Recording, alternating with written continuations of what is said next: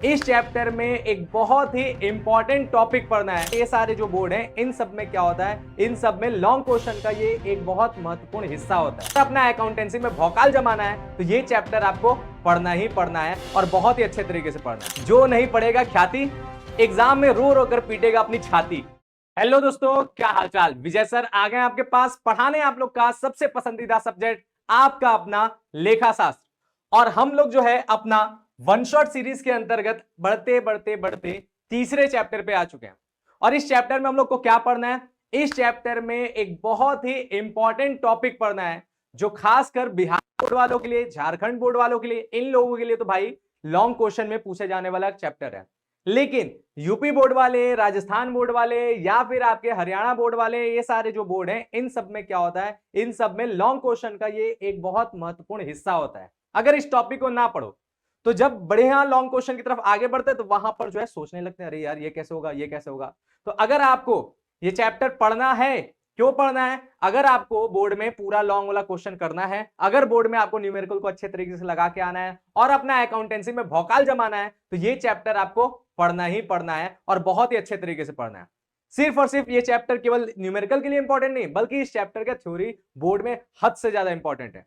तो आपकी बोर्ड की तैयारी हम लोगों की है जिम्मेदारी, और हम लोग पूरी तरह से आप लोगों को बोर्ड का स्टेप बाय स्टेप एक एक चीज पढ़ाते चल रहे हैं, और वो भी एक ही वीडियो में, क्योंकि यह सीरीज है वन शॉट सीरीज अपना।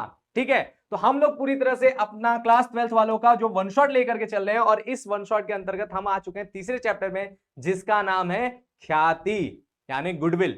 तो इस चैप्टर में हम लोग गुडविल के बारे में ए टू जेड सारी की सारी चीजों को पढ़ने वाले हैं, देखने वाले, सीखने वाले हैं। तो सभी बच्चे हैं तैयार? तो चलो हम लोग बढ़ते हैं अपने इस सफर पे ख्याति को अच्छे तरीके से समझने के लिए। ठीक है, तो यार ख्याति में क्या क्या आज पढ़ना है, तो आज की क्योंकि वन शॉट है तो भाई ख्याति के बारे में सारी चीजें पढ़ना है, वो सब कुछ पढ़ने जो आपके एग्जाम में पूछे जा सकते हैं, पूछे जाएंगे, जो इंपॉर्टेंट है, केवल एग्जाम में नहीं भविष्य में भी कहीं पे भी कभी भी काम आएगा, वो सारी की सारी चीजें भी यहाँ पे आपको कवर कराया जाएगा। ए टू जेड बढ़िया से पूरा डीप नॉलेज एकदम गहरा तरीके से ए टू जेड आपको सारी बातें पता चलेगा। क्या मिलने वाला है, तो देखो भाई यहां पर इस चैप्टर में हम लोग को मिलने वाला है ख्याति का अर्थ, परिभाषा, विशेषता, ये हम सारी बातों को देखेंगे। फिर हम लोग जानेंगे कि ख्याति की अपनी प्रकृति या स्वभाव क्या होता है, ये अच्छे तरीके से समझेंगे।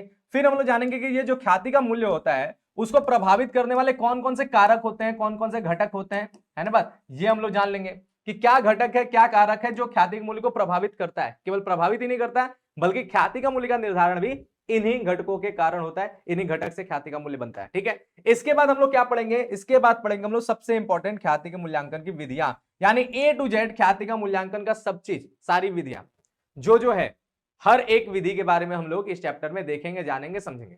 तो चैप्टर को स्टार्ट करने से पहले, क्योंकि ये फ्री वाला सीरीज है ना बात, तो फ्री वाला वन शॉट है, लेकिन बहुत से बच्चे ऐसे होते हैं जिनको क्या होता है, जिनको इतनी पढ़ाई से और लॉन्ग वीडियो से थोड़ा सा परेशानी होता है, प्लस यूट्यूब पे एड्स भी आते हैं। तो इन सब चीजों का भी सॉल्यूशन आपको हम बताते चलते हैं। सॉल्यूशन क्या है कि आप जो है हमारे इस वीडियो को पूरा देखने के बाद, पूरा कंप्लीट करने के बाद आपको रिवाइज करना है। तो रिवाइज करने के लिए आपको परेशानी होगा, जब आप खोलोगे तब भी एड्स से आपको दिक्कत होता है। तो इन सब चीजों से बचने के लिए और साथ ही साथ जो हमने पढ़ाया है उसका नोट्स पाने के लिए, बहुत इंपॉर्टेंट, नोट्स पाने के लिए नोट्स भी आपको मिल जाएगा। इसके लिए आपको क्या करना है, पीडब्ल्यू के वेबसाइट पे जाना है, यानी pw.live पे जाना है, या फिर पीडब्ल्यू का अपना ऐप डाउनलोड कर लेना है, और उस ऐप के अंदर आपको जाना है किस बैच के अंदर, उसके अंदर आपको जाना है विश्वास स्टेट बोर्ड बैच के अंदर। ठीक है, विश्वास स्टेट बोर्ड बैच के अंदर जाना है, और विश्वास स्टेट बोर्ड बैच 2026 वाला जब आप देखोगे तो आपको मिलेगा यहां पर ये पूरा का पूरा बैच। इसमें आपको सारे सब्जेक्ट मिल जाएंगे, मतलब इकोनॉमिक्स भी चल रहा है अपना, ठीक है, अकाउंटेंसी भी चल रहा है अपना, बिजनेस स्टडी भी चल रहा है, मैथ्स भी चल रहा है, इंग्लिश भी चल रहा है, ये सारी की सारी चीजें आपको यहां पर मिल जाएगा उस बैच के अंदर। और जब आप उस बैच के अंदर जाओगे तो वहां पर आपको यही वीडियो वहां पे भी मिलेगा, जिसको आप जब मन तब, जितनी मन उतनी बार, जितना मन उतनी बार आगे पीछे ऊपर नीचे घुमा फिरा के देखो, नचा के देखो पूरी तरह से। जहां पे नहीं समझ में वहां पे जाकर के अच्छे तरीके से देखो, कोई ऐड नहीं, कोई परेशानी नहीं। उसके साथ साथ उसी वीडियो के बगल में आपको सारे के सारे नोट्स भी मिल जाएंगे, और ये सब कुछ आपके लिए क्या है, बिल्कुल मुफ्त, एक भी रुपए लगने नहीं जा रहा है। तो इसीलिए जाओ पीडब्ल्यू के ऐप पर, डाउनलोड करो। अगर डाउनलोड नहीं है तो जाने के बाद क्या करना है, आपको तुरंत के तुरंत इस बैच के अंदर इनरोल हो जाना है, कोई पैसा नहीं लगेगा, एक भी रुपए का चार्ज नहीं। ठीक है, आराम से आपको नोट्स वगैरह सब मिल जाएगा। इसके साथ अब क्योंकि वन शॉट से बहुत लोगों को प्रॉब्लम होता है, सर इतना लंबा वीडियो एक बार में आप पढ़ाते हो सर, पढ़ते पढ़ते सर दर्द होने लगता है। हम लोग छोटा छोटा पढ़ना चाहते हैं, धीरे धीरे पढ़ना चाहते हैं। तो उन सभी बच्चों के लिए क्या है, उन सभी बच्चों के लिए है अपना एक सुनहरा मौका। ठीक है, एक सुनहरा मौका क्या है कि हम लोग, अगर आप क्लास 11th वाले बच्चे हो, ठीक है, क्लास 11th के अगर आप बच्चे हो, तो आप लोगों के लिए जो बैच चल रहा है उसका नाम है उदय स्टेट बोर्ड बैच। ठीक है, उदय स्टेट बोर्ड बैच के अंदर जाओगे तो वो बैच आपको जो है मिलेगा कितने का, 2499 रुपए का मिल जाएगा। इस बैच में आपको लाइव एंड रिकॉर्डेड लेक्चर मिलेगा, वीकली टेस्ट मिलेगा, डीपीपी एंड प्रैक्टिस टेस्ट मिलेगा, उसके बाद डाउट सपोर्ट सिस्टम और नोट्स मिलेगा। सब कुछ पढ़ाई का पूरा हिस्सा इसमें आपको मिल जाएगा। यानी डेली क्लास मिलेगा, लेक्चर वाइज टुकड़ों में, बड़ा बड़ा क्लास नहीं, ठीक है, टुकड़ों में आराम से एक एक टॉपिक पे एक एक अच्छे तरीके से डिटेल आप सीखते जाओगे। हर एक टॉपिक पे जिस दिन क्लास रहेगा उसी दिन उसी टॉपिक से रिलेटेड आपको डीपीपीस भी मिलेगा, ताकि पढ़ो भी और प्रैक्टिस भी करो। और उसके साथ साथ संडे को आपको वीकली टेस्ट भी मिलेगा, ताकि पढ़ो भी, प्रैक्टिस भी करो और बाद में टेस्ट देके अपने आप को देख भी पाओ कि आपकी कितनी तैयारी है। और उसके बाद क्या होगा, और उसके बाद आपको जो है डाउट सपोर्ट सिस्टम पे, कोई डाउट है तो डाउट सपोर्ट सिस्टम में लाइव क्लास के दौरान भी डाउट पूछ लो, या फिर जब बाद में भी आप देख रहे हो तब भी डाउट पूछ लो। 24 घंटे आपके लिए लोग अवेलेबल है, आंसर मिलता रहेगा। फिर इसके बाद क्या है, फिर इसके बाद जो क्लास होता है उस क्लास का क्लास नोट्स भी आपको मिलता जाएगा। ठीक है, ये सारी की सारी चीजें आपको 2499 रुपए में मिलेगा। अगर आप इसका प्रो बैच लेते हो, उदय का अपना एक प्रो बैच भी है।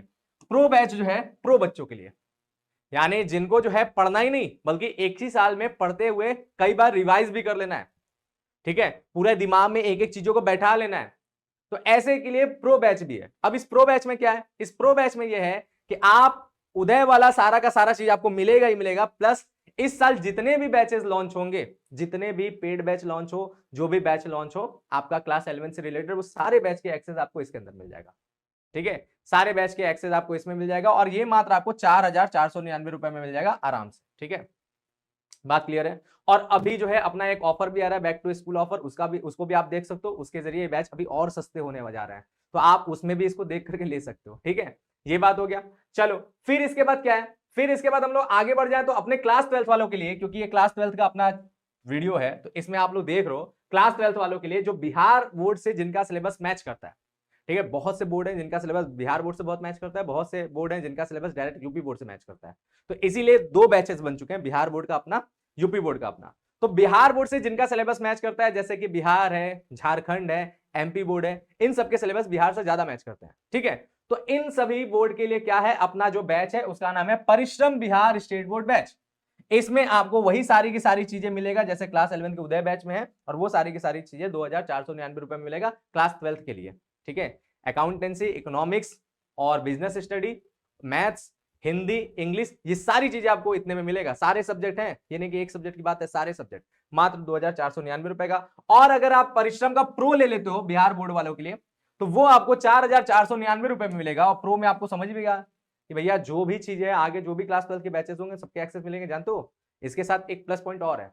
प्लस पॉइंट ये है कि आप क्लास 12 के बाद डायरेक्ट सीयूटी एग्जाम देते हो, तो सीयूटी एग्जाम देते हो ताकि अच्छे कॉलेज में एडमिशन हो जाए, अच्छे यूनिवर्सिटी में एडमिशन हो जाए, तो उसके लिए भी प्रिपरेशन करना पड़ता है। तो उसका जब प्रिपरेशन होगा तो उसका जो बैच आएगा सीयूटी का बैच, उसका भी एक्सेस आपको इतने में ही मिल जाएगा, यानी सोने पे सुहागा। ठीक है, उसके बाद क्या है, उसके बाद इसी तरह आपका यूपी बोर्ड वालों के लिए जो है अपना एक बैच है परिश्रम यूपी बोर्ड 2026 का।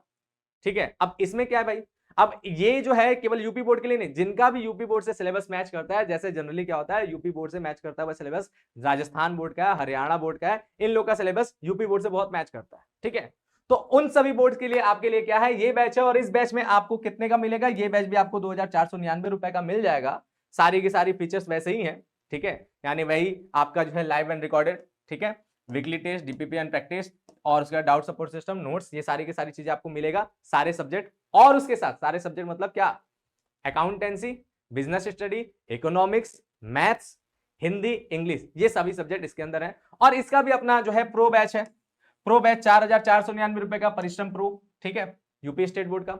ये आपको क्या होगा, इसमें भी आपको सीयूटी के एक्सेस भी मिलेंगे, प्लस आगे वाले जितने भी बैचेस हैं क्लास 12 से रिलेटेड उस सभी बैचेस के एक्सेस आपको इसमें मिल जाएंगे। ठीक है, ये सारी बातें। और स्कूल खुलने जा रहा है तो हम बार बार बोले, स्कूल खुलने के बाद आपका एक ऑफर है बैक टू स्कूल ऑफर, तो उस ऑफर के तहत इसके प्राइस और भी कम हो रहे हैं, तो आप उसको भी देख सकते हैं। ठीक है, आप उसको भी देख करके फायदा उठा सकते हैं। और हमने आपको बात किया क्या कि हम लोग क्या पढ़ने जा रहे हैं, हम लोग जो चैप्टर पढ़ रहे हैं चैप्टर नंबर 3 के तौर पर, उस चैप्टर का नाम क्या है? ख्याति, प्रकृति एवं मूल्यांकन। ठीक है, ख्याति का प्रकृति एवं मूल्यांकन, ये चैप्टर हम लोग पढ़ने जा रहे हैं। इस चैप्टर को हम लोग बाकायदे अच्छे तरीके से पढ़ेंगे, सीखेंगे, समझेंगे। लेकिन इसको लेकर के एक दिमाग में मेरे एक बात आ रहा है, ठीक है, बड़ा अच्छा पंचलाइन बन रहा है, वो भी हम आपको बता दे रहे हैं। अक्सर हमने देखा है कि जो ख्याति नहीं पढ़ते बाद में एग्जाम में बहुत रोते हैं, ठीक है, तो जो नहीं पढ़ेगा ख्याति एग्जाम में रो रो कर पीटेगा अपनी छाती, है ना बात। इसीलिए आपको ख्याति जरूर पढ़ लेना है, अच्छे तरीके से जो है ख्याति को पढ़िए, अच्छे तरीके से सारी चीजें समझिए, ताकि एग्जाम में अपनी छाती ना पीटना पड़े, रोना ना पड़े, है ना बात, हर क्वेश्चन आपको आए। तो चलो भाई हम लोग क्लास को स्टार्ट करते हैं, बहुत हो गया बातें, तो लेक्चर स्टार्ट करते हैं। तो देखो यार, हमारा जो सबसे पहले होगा वो हम लोग को क्या देखना है, ख्याति का अपना अर्थ क्या है, ख्याति होता क्या है। ऐसा कोई बच्चा नहीं होगा जिसने ख्याति जैसा शब्द शायद पहले ना सुना हो। हमारे हिसाब से आप सबने सुना होगा, क्योंकि आप क्लास 12th में आ चुके हो यार, क्लास 11th में भी ख्याति कई बार यूज हुआ है, कई बार इस शब्द का यूज हुआ है। अब बोलोगे सर हमने तो क्लास 11 बस मजा मस्ती में काट दिया, पता ही नहीं चला कि क्या था, है ना बात। अगर ऐसी बात है तो कोई दिक्कत नहीं, हम यहाँ पे है ना सारी बातें समझाने के लिए। और हम तो ये बात हमेशा बोलते हैं कि अगर आप हो जीरो तो आपको भी बना देंगे हम हीरो, ठीक है। शुरू से अंत तक के सारी बातें आपको सिखा देंगे, समझा देंगे, कोई दिक्कत वाली बात नहीं है। लेकिन अगर कुछ जानते हो तो देखो उसी आधार को यहाँ पर अपडेट करते चलो, उसी ज्ञान को यहाँ पे अपडेट करते चलो। ख्याति क्या होता है, तो जनरली अगर इसको आसान शब्दों में बोले तो देखो भाई, इंग्लिश में इसको गुडविल कहते हैं। ख्याति को इंग्लिश में क्या कहते हैं, गुडविल। और गुडविल को अगर एकदम आसान शब्दों में अगर परिभाषित करना हो, एकदम आसान, तो क्या हो जाएगा, गुडविल मतलब गुड नेम, ठीक है। गुड नेम मतलब अच्छा नाम।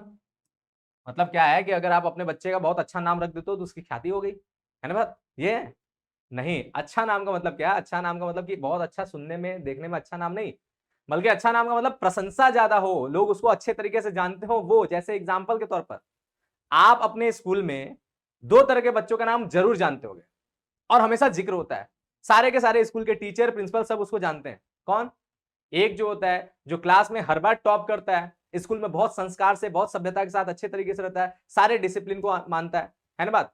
और एक बच्चा जो होता है बड़ा उद्दंड होता है, इधर उधर का काम करता है, क्लास में डिस्टर्ब करता है, नंबर भी अच्छा नहीं लाता है, उसको भी सब लोग जानते हैं। लेकिन एक को उसकी बदमाशियों की वजह से जाना जाता है, तो वो अच्छा नाम है, उसका अच्छा पहचान, अच्छा नाम है नहीं। लेकिन एक को उसके अच्छाइयों की वजह से जाना जाता है, टॉप करता है, बढ़िया करता है। ये तो ख्याति किसकी हुई, जिसका अच्छा नाम हुआ। तो यही अच्छा नाम की बात यहां पे बोला है, गुड नेम, यानी उसका प्रशंसा, उसका पहचान, किस वे में, पॉजिटिव वे में। तो वही होता है गुडविल, ठीक है, बात क्लियर है। तो इसको अब हम लोग किताबी लैंग्वेज से थोड़ा सा देखते हैं कि गुडविल क्या होता है, जिसको आपको एग्जाम में लिखना है, ये तो समझने की बात होगी। तो क्या होता है, तो ख्याति एक अदृश्य, अदृश्य क्या होता है भाई, अदृश्य यानी जिसे देखा नहीं जाता है, जो सामने है नहीं, वही अदृश्य है। जैसे देखो हवा, हवा क्या है, अदृश्य है, दिखता नहीं है ना, लेकिन होता है। आप किसी कमरे में चले जाओ, ठीक है, हवा वहां पे दिखता नहीं है, लेकिन होता तो जरूर है ना बात। तो वैसे ही ख्याति क्या, अदृश्य है, ठीक है, अदृश्य है। फिर उसके बाद स्थायी संपत्ति है। तो देखो यहां पे हमें पता चला कि ख्याति संपत्ति है, वो कैसा है, स्थायी संपत्ति। देखो संपत्तियां 2 तरह की होती है, एक होता है स्थायी, ठीक है, जिसे हम लोग नॉन करेंट भी कहते हैं या फिक्स्ड भी कहते हैं, ठीक है, तो फिक्स्ड एसेट्स। और दूसरा होता है अस्थायी या फिर चालू, यानी जिसे हम लोग करेंट एसेट्स भी कहते हैं, ठीक है। 2 तरीके की हमारी संपत्तियां होती है, ठीक है। अब इसमें होता क्या है भाई, जो स्थायी संपत्तियां होती हैं, जैसे हम लोगों ने ख्याति पढ़ा, तो ख्याति कौन सी संपत्ति, स्थायी संपत्ति। अब ये स्थायी संपत्तियां अपने 2 तरीके की होती है, ठीक है, ये स्थायी संपत्तियां अपनी 2 तरीके की होती हैं। कौन कौन सा, एक होता है हमारा जिसे हम लोग कहते हैं टेंजिबल, ठीक है, एक होता है जिसे हम लोग कहते हैं टेंजिबल, और दूसरा हम लोग कहते हैं इनटेंजिबल, दूसरा हम लोग क्या कहते हैं, इनटेंजिबल। अब ये टेंजिबल इनटेंजिबल क्या है, पहले स्थायी और अस्थायी जानते हो ना, स्थायी और चालू। स्थायी वो संपत्तियां हो जाती हैं जो लंबे समय तक आपके व्यापार में है, ठीक है। और हमारी जो चालू संपत्तियां, वो संपत्तियां जो 12 महीने या 12 महीने से कम, यानी जो अकाउंटिंग साइकिल होता है अपना, एक अकाउंटिंग पीरियड जो होता है 1 वर्ष का, उस 1 वर्ष में जो संपत्तियां कैश में चेंज हो जाती हैं, कैश में कन्वर्ट हो जाती हैं, यानी उनको बेच दिया जाता है या उनसे पैसा वसूल कर लिया जाता है, या उनके वैल्यू में अप डाउन हो जाता है, ठीक है। वैल्यू में अप डाउन होने का मतलब जैसे कि आपके पास 10,000 का माल है स्टॉक, आपने जो बेच दिया, उसमें से जो है 10,000 के स्टॉक में से आपने जो है 5,000 6,000 बेच दिया, अब आपके पास 4,000 का स्टॉक है। तो स्टॉक क्या है, साल भर में बिकता रहता है, आता जाता रहता है ना, वो क्या है, चालू संपत्ति है। तो चालू संपत्ति का मतलब यही होता है कि जो 12 महीने या 12 महीने से कम समय में कैश में कन्वर्ट होते रहते हैं, ठीक है। लेकिन स्थायी संपत्ति, स्थायी संपत्ति यानी आपका फिक्स्ड एसेट्स। फिक्स्ड एसेट्स वो संपत्तियां होती हैं जो लंबे समय तक आपके व्यापार में बनी रहती हैं। जल्दी कैश में कन्वर्ट नहीं होती।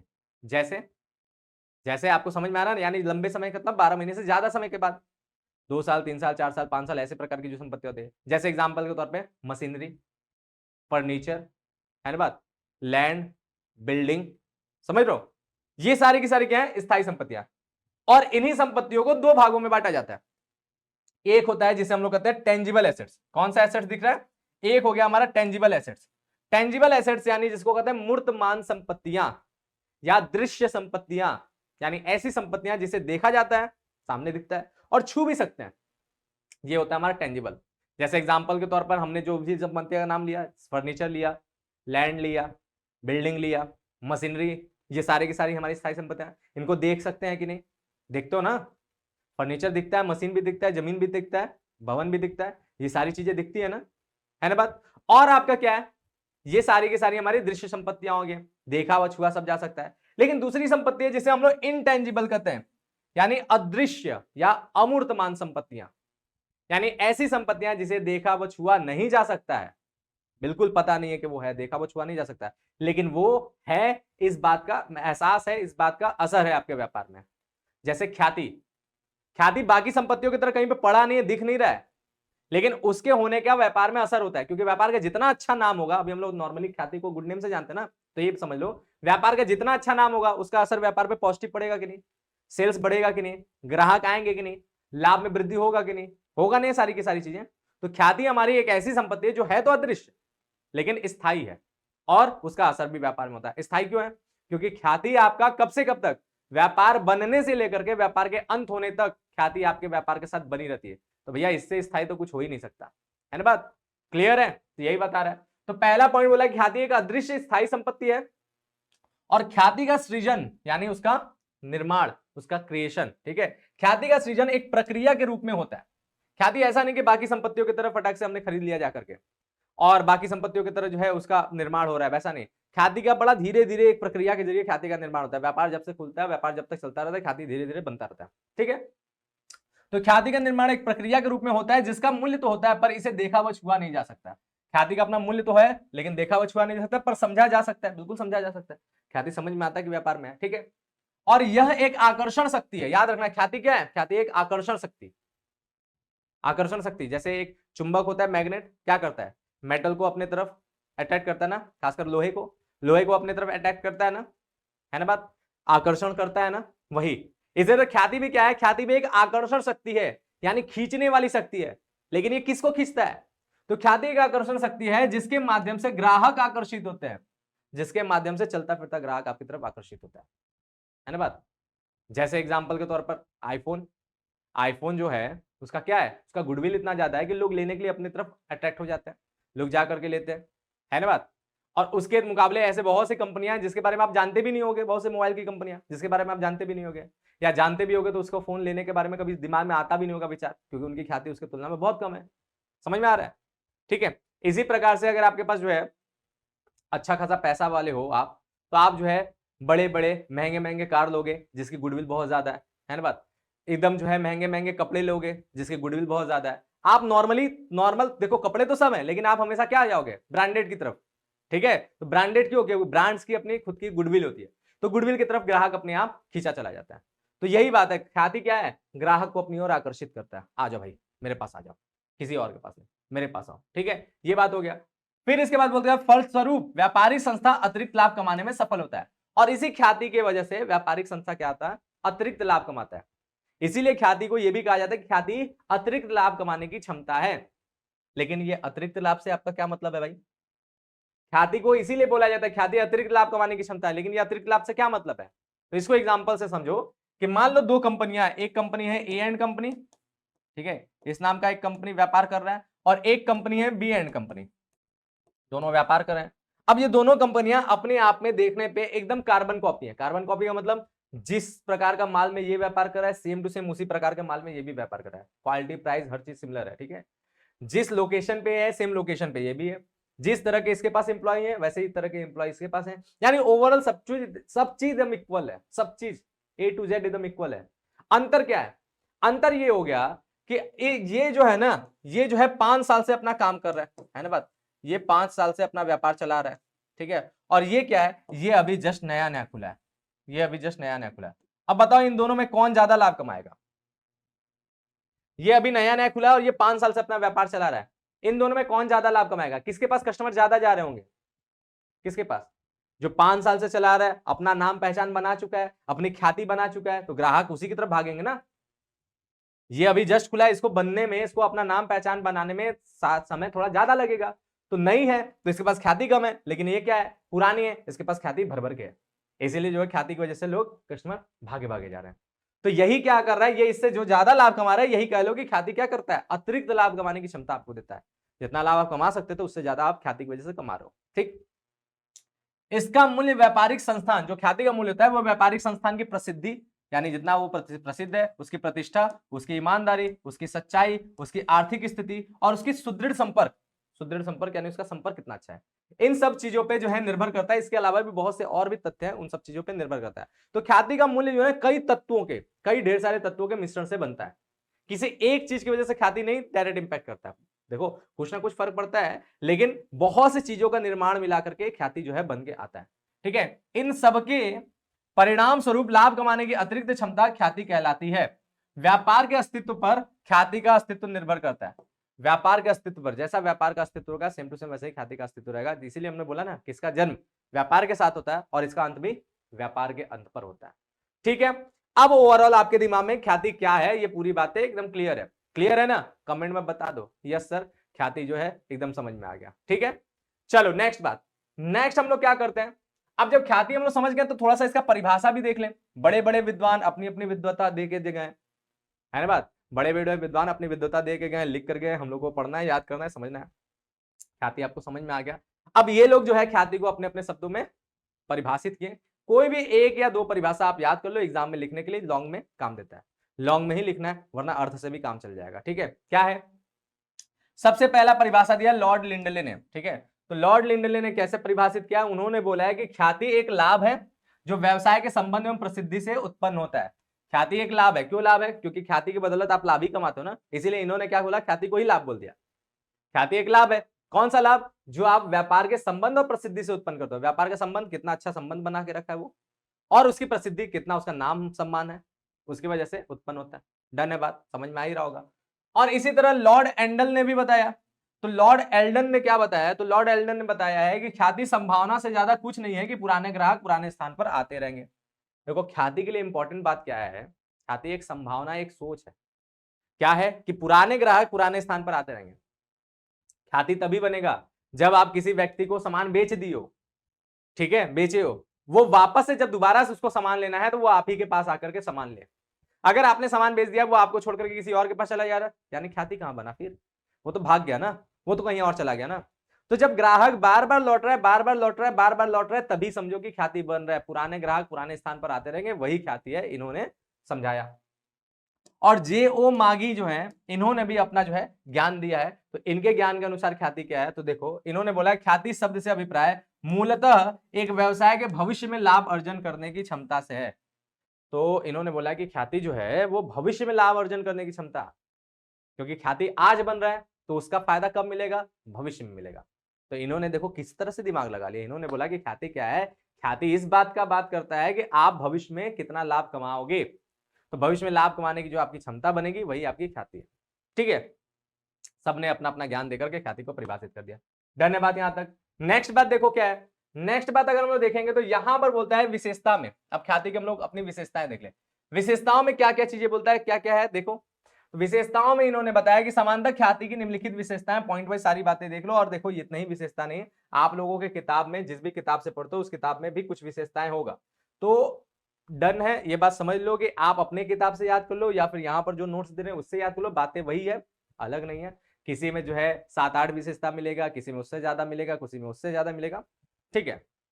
यहाँ पे हमने अपने नोट्स से बना करके लाया कितना, कौन कौन सी विशेषता मिलेगा। सबसे पहला विशेषता की ख्याति एक अमूर्त स्थायी संपत्ति है। डन है बात, ख्याति जो है अमूर्त स्थायी संपत्ति, समझ में आ ही रहा है यार। ख्याति जो है अमूर्त यानी जिसे देखा वो छुआ नहीं जा सकता, और स्थायी संपत्ति वो तो हमने पहले पेज पे बताया ना। दूसरी बात क्या बोला कि ख्याति को देखा व छुआ नहीं जा सकता, महसूस किया जा सकता है। पहला पॉइंट दूसरा पॉइंट सिमिलर है कि नहीं? सिमिलर है ना, बात वही है। तो ये क्या कर रहा है, क्वेश्चन को बड़ा करने का, मतलब आंसर जो है उसको बड़ा करने का प्रयास कर रहा है। आप चाहो तो इस पॉइंट को छोड़ भी दोगे तो भाई पहले वाले पॉइंट से ये क्लियर है। दूसरी बात क्या बोला कि व्यापारिक संस्था की प्रसिद्धि पर ख्याति का मूल्य निर्भर होता है। बिल्कुल है भाई, व्यापारिक संस्था जितना ज्यादा प्रसिद्ध होगा ख्याति का मूल्य उतना अच्छा होगा। फिर अगला क्या बोल रहा है, ख्याति का निर्माण बहुतेरे तत्वों के मिश्रण से होता है। अब बहुतेरे तत्वों के मिश्रण से मतलब क्या होता है, बहुतेरे मतलब होता है कि आपका बहुतेरे मतलब बहुत से तत्वों के मिश्रण से, यानी ढेर सारे तत्व, ढेर सारे घटक, ढेर सारे कारक आपस में एक साथ काम करते हैं तो ख्याति का निर्माण होता है। ठीक है, फिर उसके बाद बोला क्या है, इसे व्यापार से पृथक नहीं किया जा सकता है। बिल्कुल, इसे जो है ना व्यापार से पृथक नहीं किया जा सकता है। अगर इसे व्यापार से पृथक कर दोगे तो भाई तो बड़ा अच्छा है, लेकिन हो ही नहीं सकता। अगर आपने अपने व्यापार में काम करना स्टार्ट किया, आपके व्यापार की ख्याति बनना स्टार्ट हो, आप उसको आप ये नहीं कर सकते हो। जैसे कोई संपत्ति होता है ना, वो क्या होता है, अगर वो खराब हो रहा है, वो पुराना हो रहा है, तो आप उसको उठा करके बेच करके किसी और को दे दिए या उसे रिप्लेस कर दिए, कर सकते हो ना। कोई भी संपत्ति है, कोई भी संपत्ति हो, चाहे फर्नीचर हो, चाहे मशीन हो, ये क्या कर सकते हो, चाहे भूमि और भवन ही क्यों ना हो, आप उसको रिप्लेस कर सकते हो। आप उसे क्या कर सकते हो, बेच सकते हो, अपने व्यापार से उसको पृथक कर सकते हो। लेकिन ख्याति कभी भी व्यापार से अलग नहीं किया जा सकता। अच्छा नाम है, ख्याति बनती रहेगी, बनती रहेगी, बनती रहेगी, और आप इसको हटा नहीं सकते, वो आपके व्यापार के साथ जुड़ी रहेगी। ठीक है, फिर इसके बाद क्या है, इसका जन्म व्यापार के साथ होता है और व्यापार के बंद होने के साथ ही ये समाप्त हो जाती है। समझ में आया ये बात, हम कब से बोल रहे हैं कि जन्म भी व्यापार के साथ होगा। जैसे आज आपने व्यापार चालू किया, पहला ग्राहक आया, ख्याति बनना स्टार्ट। ग्राहक नहीं भी आता तब भी ख्याति बनना स्टार्ट। कैसे, लोग आते जाते भी तो देख सकते हैं आपके व्यापार के बारे में, सुन सकते हैं आपके व्यापार के बारे में, तो उससे भी ख्याति बनता है। तो व्यापार के जन्म के साथ ख्याति बनता है और व्यापार बंद होते ही ख्याति समाप्त हो जाता है। नेक्स्ट क्या है, सुदृढ़ ख्याति ग्राहकों को आकर्षित करती है। सुदृढ़ यानी मजबूत, अच्छी ख्याति ग्राहक को आकर्षित करती है, उन्हें स्थायी बनाती है, परमानेंट हो जाते ग्राहक, और व्यापारी संपर्कों में वृद्धि करती है। और उसके साथ साथ व्यापारी संपर्कों में वृद्धि करती है।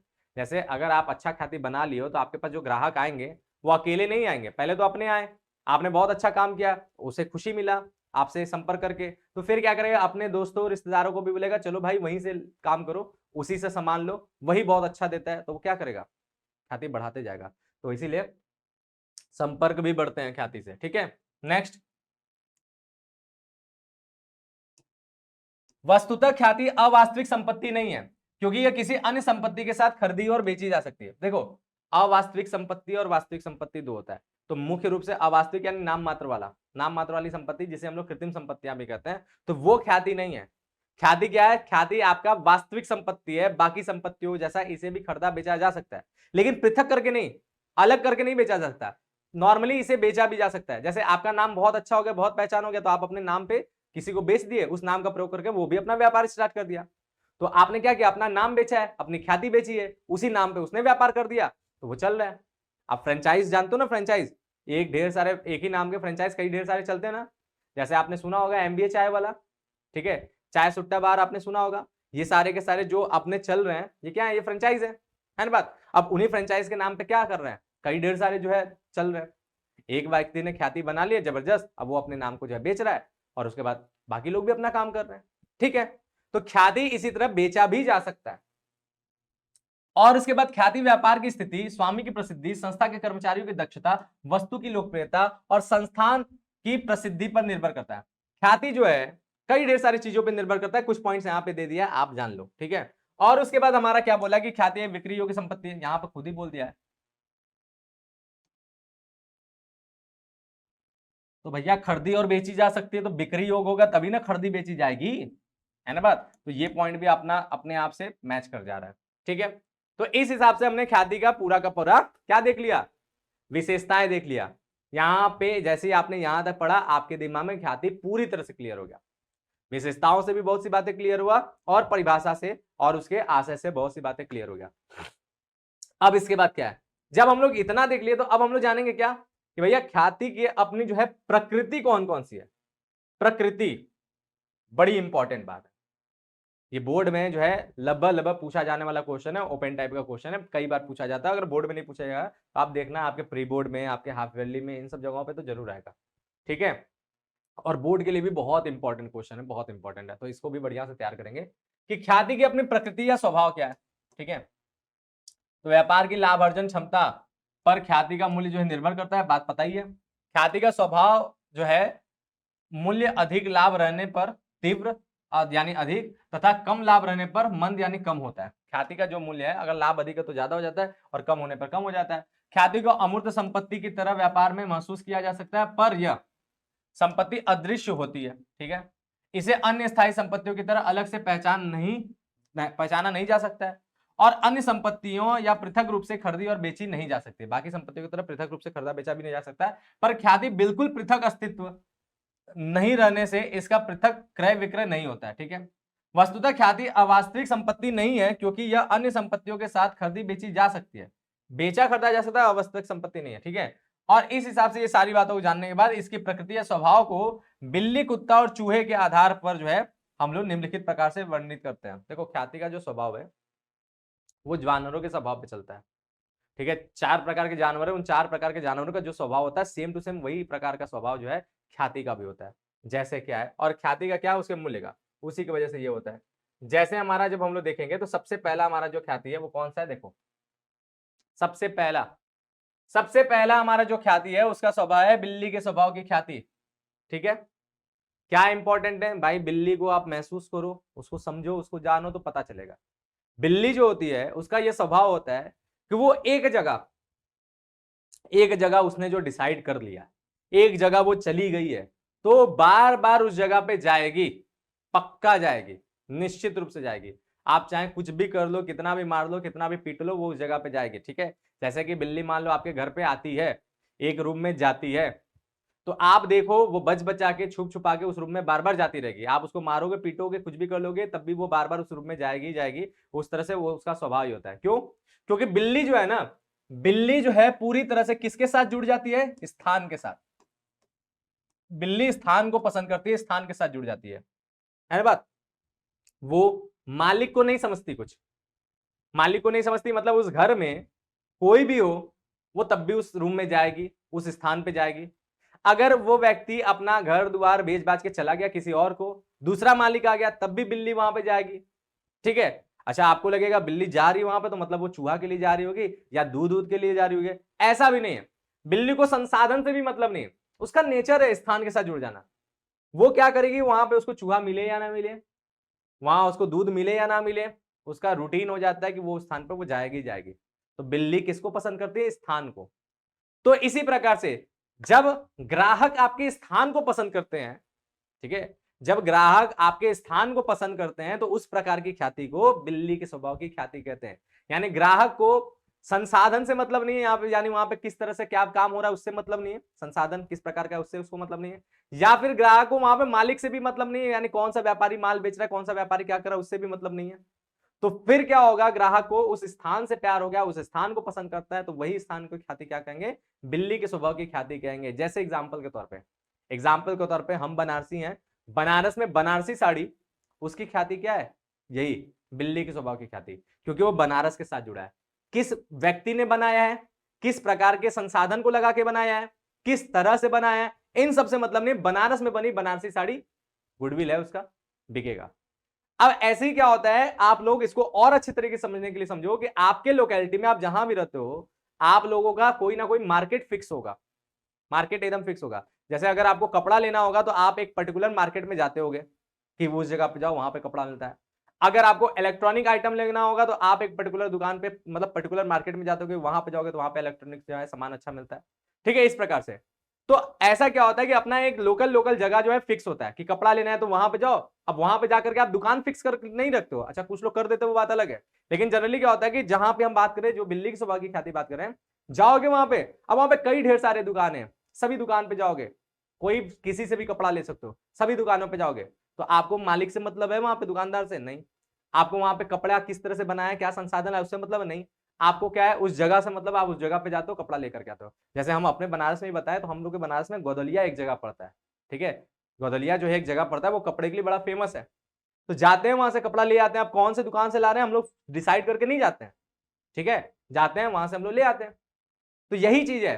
तो इसी प्रकार की ख्याति को क्या कहते हैं, बिल्ली के स्वभाव की ख्याति कहते हैं। डन है बात, समझ में आया। यही बात यहाँ पे आपको मिलेगा, क्या समानता बिल्ली का स्वभाव सीमित स्थान या विशिष्ट घर तक सीमित रहता है। ठीक है, स्थान से इसका मतलब होता है ऐसे स्थान या घर के स्वामी से उनका कोई लगाव नहीं रहता है या लगाव कम रहता है। यहाँ पे बोला एक्चुअल में लगाव ही उतना नहीं रहता है। स्वामी के बदले जाने पर भी बिल्ली अपना स्थान नहीं छोड़ती है। ठीक इसी ढंग से यदि व्यापार में इस प्रकार की है, व्यापार इस प्रकार की है कि वह कभी समाप्त नहीं हो, चाहे जितने भी व्यापार के स्वामी बदलते रहें, तो इसे बिल्ली के स्वभाव की ख्याति कहते हैं। स्वामी के बदलने पर व्यापार पर किसी भी प्रकार का प्रभाव नहीं पड़ने के कारण ऐसी ख्याति का मूल्य सर्वाधिक होता है। उदाहरण के लिए अलीगढ़ में तालों का निर्माण। उदाहरण यहाँ पे बोला अलीगढ़ में तालों का निर्माण। जैसे हमने बोला बनारस में बनारसी साड़ी, अलीगढ़ में ताला, भदोही में कालीन। ठीक है, इसी प्रकार से अलग अलग जो है जिला होता है, वहां पे कुछ ना कुछ उसका फेमस होता है, उसकी अपनी ख्याति होती है ना बात, उस स्थान से वो जुड़ी हुई। तो यही चीज है आपका अलीगढ़ का ताला अपने आप बिकना स्टार्ट हो जाएगा। भाई अलीगढ़ में बना यानी बहुत मजबूत होगा, बहुत जबरदस्त होगा, इसको कोई नहीं खोल सकता, कोई नहीं तोड़ सकता, है ना बात। वैसे ही भदोही का कालीन यार एकदम बढ़िया होगा क्वालिटी में, उससे अच्छा कोई हो ही नहीं सकता। यही चीज है। तो ये सारी की सारी चीजें, इसको हम लोग कहते हैं बिल्ली के स्वभाव की ख्याति। हमें ना मालिक से रहता है ना जो है संसाधन से रहता है, स्थान से मतलब है। धन्यवाद। और इसी वजह से क्योंकि इसमें जो है चेंजेस नहीं होता, स्थान की ख्याति है, मालिक या संसाधन बदल से इसमें ज्यादा प्रभाव नहीं पड़ता है, इसीलिए इस ख्याति का मूल्य जो है ना, इस ख्याति का मूल्य सबसे अधिक होता है, सबसे अधिक। ठीक है, इस ख्याति का अपना मूल्य सबसे अधिक होता है। दूसरा देख लो, दूसरा है कुत्ते के स्वभाव की ख्याति। अब ये आपको एकदम अच्छे से समझ में आ जाएगा, क्योंकि आप सभी लोग जानते हो कि कुत्ता किसको पसंद करता है। कुत्ता का संबंध किसके साथ बढ़िया बनता है? मालिक के साथ। कुत्ता क्या होता है? कुत्ता होता है स्वामी भक्त। ठीक है, कुत्ता क्या होता है? स्वामी भक्त, मालिक का एकदम वफादार, मालिक का एकदम जो है एकदम साथ में रहने वाला। ठीक है, और कुत्ते का ऐसा स्वभाव है कि वो मालिक से इतना ज्यादा प्यार करता है, इतना ज्यादा प्यार करता है कि उसको स्थान से मतलब नहीं होता है, उसको संसाधन से मतलब नहीं होता है, उसको मालिक से मतलब होता है। ठीक है, अगर कुत्ते को मालिक जो है अगर उसे जो है ना खूब बढ़िया घर में रखता है तब भी एकदम कुत्ता बड़ी खुश रहेगा, और अगर कुत्ते का मालिक उसके अपने साथ ले जाकर के किसी झोपड़ी उपड़ी में रहता है वहां पर भी कुत्ता अपने मालिक के साथ खुश रहेगा। अगर कुत्ते का मालिक उसे जो है ना खूब बढ़िया बढ़िया आइटम खिलाता है, पेडिग्री वगैरह अच्छे जो है चीजों को खिलाता है, तो भी कुत्ता खुश रहेगा। और अगर रूखी सूखी रोटी भी खिला देता है कुत्ता को तो कुत्ता खुश रहेगा, क्योंकि मालिक के साथ बैठकर मालिक के हाथों से वो खा रहा है, मालिक उसको खाना खिला रहा है, वो खुश रहेगा क्योंकि मालिक उसके पास है, वो मालिक से इतना प्यार करता है। मालिक जिधर जिधर जाता है कुत्ता उसके पीछे चलता है ना बात। तो यही क्या है कुत्ता का स्वभाव। कुत्ता किसके साथ जुड़ा रहता है? मालिक के साथ जुड़ा रहता है। तो इस प्रकार जब ग्राहक स्वामी के साथ, बिजनेस के मालिक से साथ अपने आप को कनेक्शन फील करते हैं, कनेक्टेड हो जाते हैं, तो इस प्रकार की ख्याति को क्या कहते हैं? कुत्ते के स्वभाव की ख्याति। जैसे एग्जांपल के तौर पे अडानी, अंबानी, ये लोग क्या है? इन लोग की ख्याति क्या है? कुत्ते के स्वभाव की ख्याति। इनके नाम के साथ ग्राहक कनेक्टेड है। अडानी के बिजनेस देखते ही, अडानी की चीजों में देखते ग्राहक अपने आप जाने लगते हैं, अंबानी की बिजनेस को देखते, अंबानी की चीजों को देखते ग्राहक अपने आप पहुंचने लगते हैं, टाटा बिरला ये लोग की चीजों को देखते ग्राहक अपने आप जाने लगते हैं। तो इन लोग की ख्याति क्या है? इन लोग की ख्याति है कुत्ते के स्वभाव की ख्याति। इसी तरह जो है फेमस जितने भी व्यक्ति है ना, व्यक्ति की जब ख्याति हो जाती है किसी पर्सन की, तो उस प्रकार की ख्याति को हम लोग कुत्ते के स्वभाव की ही ख्याति कहते हैं। डन बात, समझ में आ गया? क्योंकि वो उसके साथ कनेक्टेड है, वो व्यक्ति जिधर जाएगा ग्राहक उसके पीछे पीछे चले जाएंगे। ठीक है, यही है बात, समझे? तो यहां पर हो गया कुत्ते के स्वभाव की ख्याति। कुत्ता अपने स्वामी के प्रति स्वामी भक्त होता है और वह अपने स्वामी के पीछे पीछे लगा रहता है। ठीक इसी ढंग से ख्याति किसी निश्चित व्यक्ति या व्यापार के स्वामी के साथ जुड़ी रहती है, और स्वामी के बदलने पर ख्याति पर प्रतिकूल प्रभाव पड़ता है। यानी स्वामी बदल गया, स्वामी चला गया कहीं और, ख्याति उसके साथ चली जाएगी, बिजनेस जो है खराब हो जाता है। ठीक है, कुत्ते के स्वभाव की ख्याति इसे कहते हैं, और स्वामी के बदलने पर ख्याति के स्वामी के साथ चली जाती है। इसी कारण ऐसी ख्याति का मूल्य काफी कम होता है। जैसे कि सुप्रसिद्ध व्यक्ति टाटा बिरला, इन लोगों की ख्याति जो है ना, ये कुत्ते के स्वभाव की ख्याति हमने एग्जांपल दिया है। अब इसका मूल्य कितना कैसा होता है, तो इसके मूल्य के बारे में देखो। इसका जो मूल्य होता है बिल्ली से कम। ठीक है, इसका मूल्य जो होता है वो क्या होता है? बिल्ली से कम, परंतु चूहे से ज्यादा। ठीक है, बिल्ली से कम परंतु चूहे से अधिक होता है, क्योंकि अगला हमारा चूहे की स्वभाव की ख्याति है, इसलिए इसको भी ध्यान लो। अब क्या है? चूहे के स्वभाव की ख्याति। अब इस चूहे की स्वभाव की ख्याति है। अब चूहा को आपने कभी समझा है, समझने की कोशिश किया है? तो बोलोगे सर आप अकाउंट्स पढ़ाते पढ़ते कहाँ हमको जंगलों में सैर कराने लगे, जानवरों के बारे में बताने लगे। लग रहा है जैसे कि जो है बायोलॉजी की क्लास चल रहा है कि कुत्ता बिल्ली चूहा इन सब पे आप, या फिर मनोवैज्ञानिक का क्लास चल रहा है, मनोविज्ञान का, कि उनके ऊपर हम लोग को सोचना पड़ेगा कि वो क्या सोच रहे हैं, क्या महसूस कर रहे हैं। भाई जानवरों के वो भी आपको जो है मनोचिकित्सक हम बना रहे हैं, है ना बात, ये बात हो जा रहा है। तो एक्चुअल में आप जब उनको फील करोगे तभी ये सारी बातें समझ में आएगा, और नहीं फील की हो तो अभी हम समझा रहे हैं ना, उसके बाद जाकर के कभी एक बार एब्जॉर्ब करने की कोशिश करना कि कैसे वो रहता है। अब चूहा जो है ना, चूहा, इनका जो संबंध होता है ये किसके साथ होता है? इनका संबंध होता है संसाधन के साथ, संसाधन के साथ इनका संबंध होता है, समझे? जैसे चूहा जो है वो क्या होता है, कहां पे मिलेगा? जहां पर उसको कुतरने के लिए, खाने के लिए एक सामान मिलेगा तभी चूहा होगा, वरना ऐसा जगह जहां पर कुतरने खाने का सामान नहीं होगा वहां चूहा नहीं रहेगा। बात समझे? बात क्लियर है? जैसे चूहा कहां पे मिलेगा? खेतों में। ये बड़े बड़े एकदम मजबूत हट्टे कट्टे एकदम जिम जाने वाले चूहे मिलेंगे, समझे? खेतों में। क्यों? क्योंकि खेतों में जब फसलें उगती हैं तभी मिलेंगे। जब फसल उगती है तो चूहा को मिल जाता है फसल खाने के लिए, चबाने के लिए, ठीक है? तो वहां पे चूहा दिखेंगे आपको। या फिर चूहा आपको कहां मिलेगा? या फिर चूहा आपको मिलेगा उन घरों में जहां पर जो है, और घरों में भी कहां पर? किचन में, क्योंकि किचन में खाने पीने को सामान मिलेगा। या स्टोर रूम में, वहां पर भी सामान कुतरने को लिए मिलेगा, है ना बात? या फिर चूहा आपको कहां मिलेगा? या फिर चूहा मिलेगा आपको लाइब्रेरी में, बुक्स होते हैं चबाने के लिए, खाने के लिए, कुतरने के लिए बने रहते चूहा मिलते हैं। या फिर कहां मिलेंगे चूहा आपको? गोदाम उदाम में, जहां पे सामान माल उल भर के रखा जाता है, गोदाम, वहां पे, वहां भी मजबूत एकदम हट्टे कट्टे चूहा मिलते हैं, जिम जाने वाले, है ना बात? वो चूहा मिलेंगे क्योंकि वहां पे भी सामान बहुत ढेर सारा रहता है, कुतरने खाने के लिए रहता है। तो चूहा मुख्य रूप से क्या होता है? चूहा को एकदम संसाधन देखना है, कौन सा जगह है उसको मतलब नहीं है, कोई मतलब नहीं है। कौन वहां पे रहता है, कौन आदमी जा रहा है, आ रहा है, जा रहा है, उससे भी उसको कोई मतलब है क्या? नहीं है। चूहा संसाधन से जुड़ा रहता है, ठीक है? और चूहा जहां संसाधन खत्म, मान लो एक जगह चूहा है, मान लो आपके किसी, मान लो आपके रूम में आपने जो है किताब कॉपी या कपड़े वपड़े इस तरह से फेंके होके थे, अच्छे तरीके से नहीं रखे थे, ठीक है, खुले में रखे थे, तो चूहा वहां पे मिल गया, उसको कुतरने के लिए मिल गया, तो चूहा वहां पे आ गया। अब क्या किया आपने? उसको जो है बढ़िया से, उसको क्या किया, बढ़िया से अलमारी अलमारी में बंद करके एकदम बढ़िया से पैक्ड कर दिया। अब चूहा को वहां पे कुछ मिल नहीं रहा है, तो चूहा अब वहां से क्या करेगा? तुरंत आपका रूम छोड़ करके कहीं और चल देगा, क्योंकि भैया उसको जो है जो चीज चाहिए था वो है ही नहीं, तो स्थान तुरंत चेंज कर देगा, मालिक तुरंत चेंज कर देगा, उसको कोई मतलब नहीं उसको, क्योंकि खाने के लिए नहीं मिला, ठीक है? तो इसी प्रकार से जब ग्राहक संसाधन को ध्यान रखता है, यानी क्वालिटी को देखता है, प्रोडक्ट्स को देखता है, तो इस प्रकार की ख्याति को हम लोग चूहे के स्वभाव की ख्याति कहते हैं। फिर वो कौन बना रहा है उससे उसको मतलब नहीं है, कहां पे बन रहा है, कौन सी जगह पे बिक रहा है उससे उसको मतलब नहीं है, उसे बस मतलब है क्वालिटी पे, नंबर पे, कि भैया 1 नंबर का माल है कि 2 नंबर का माल है कि 3 नंबर का माल है।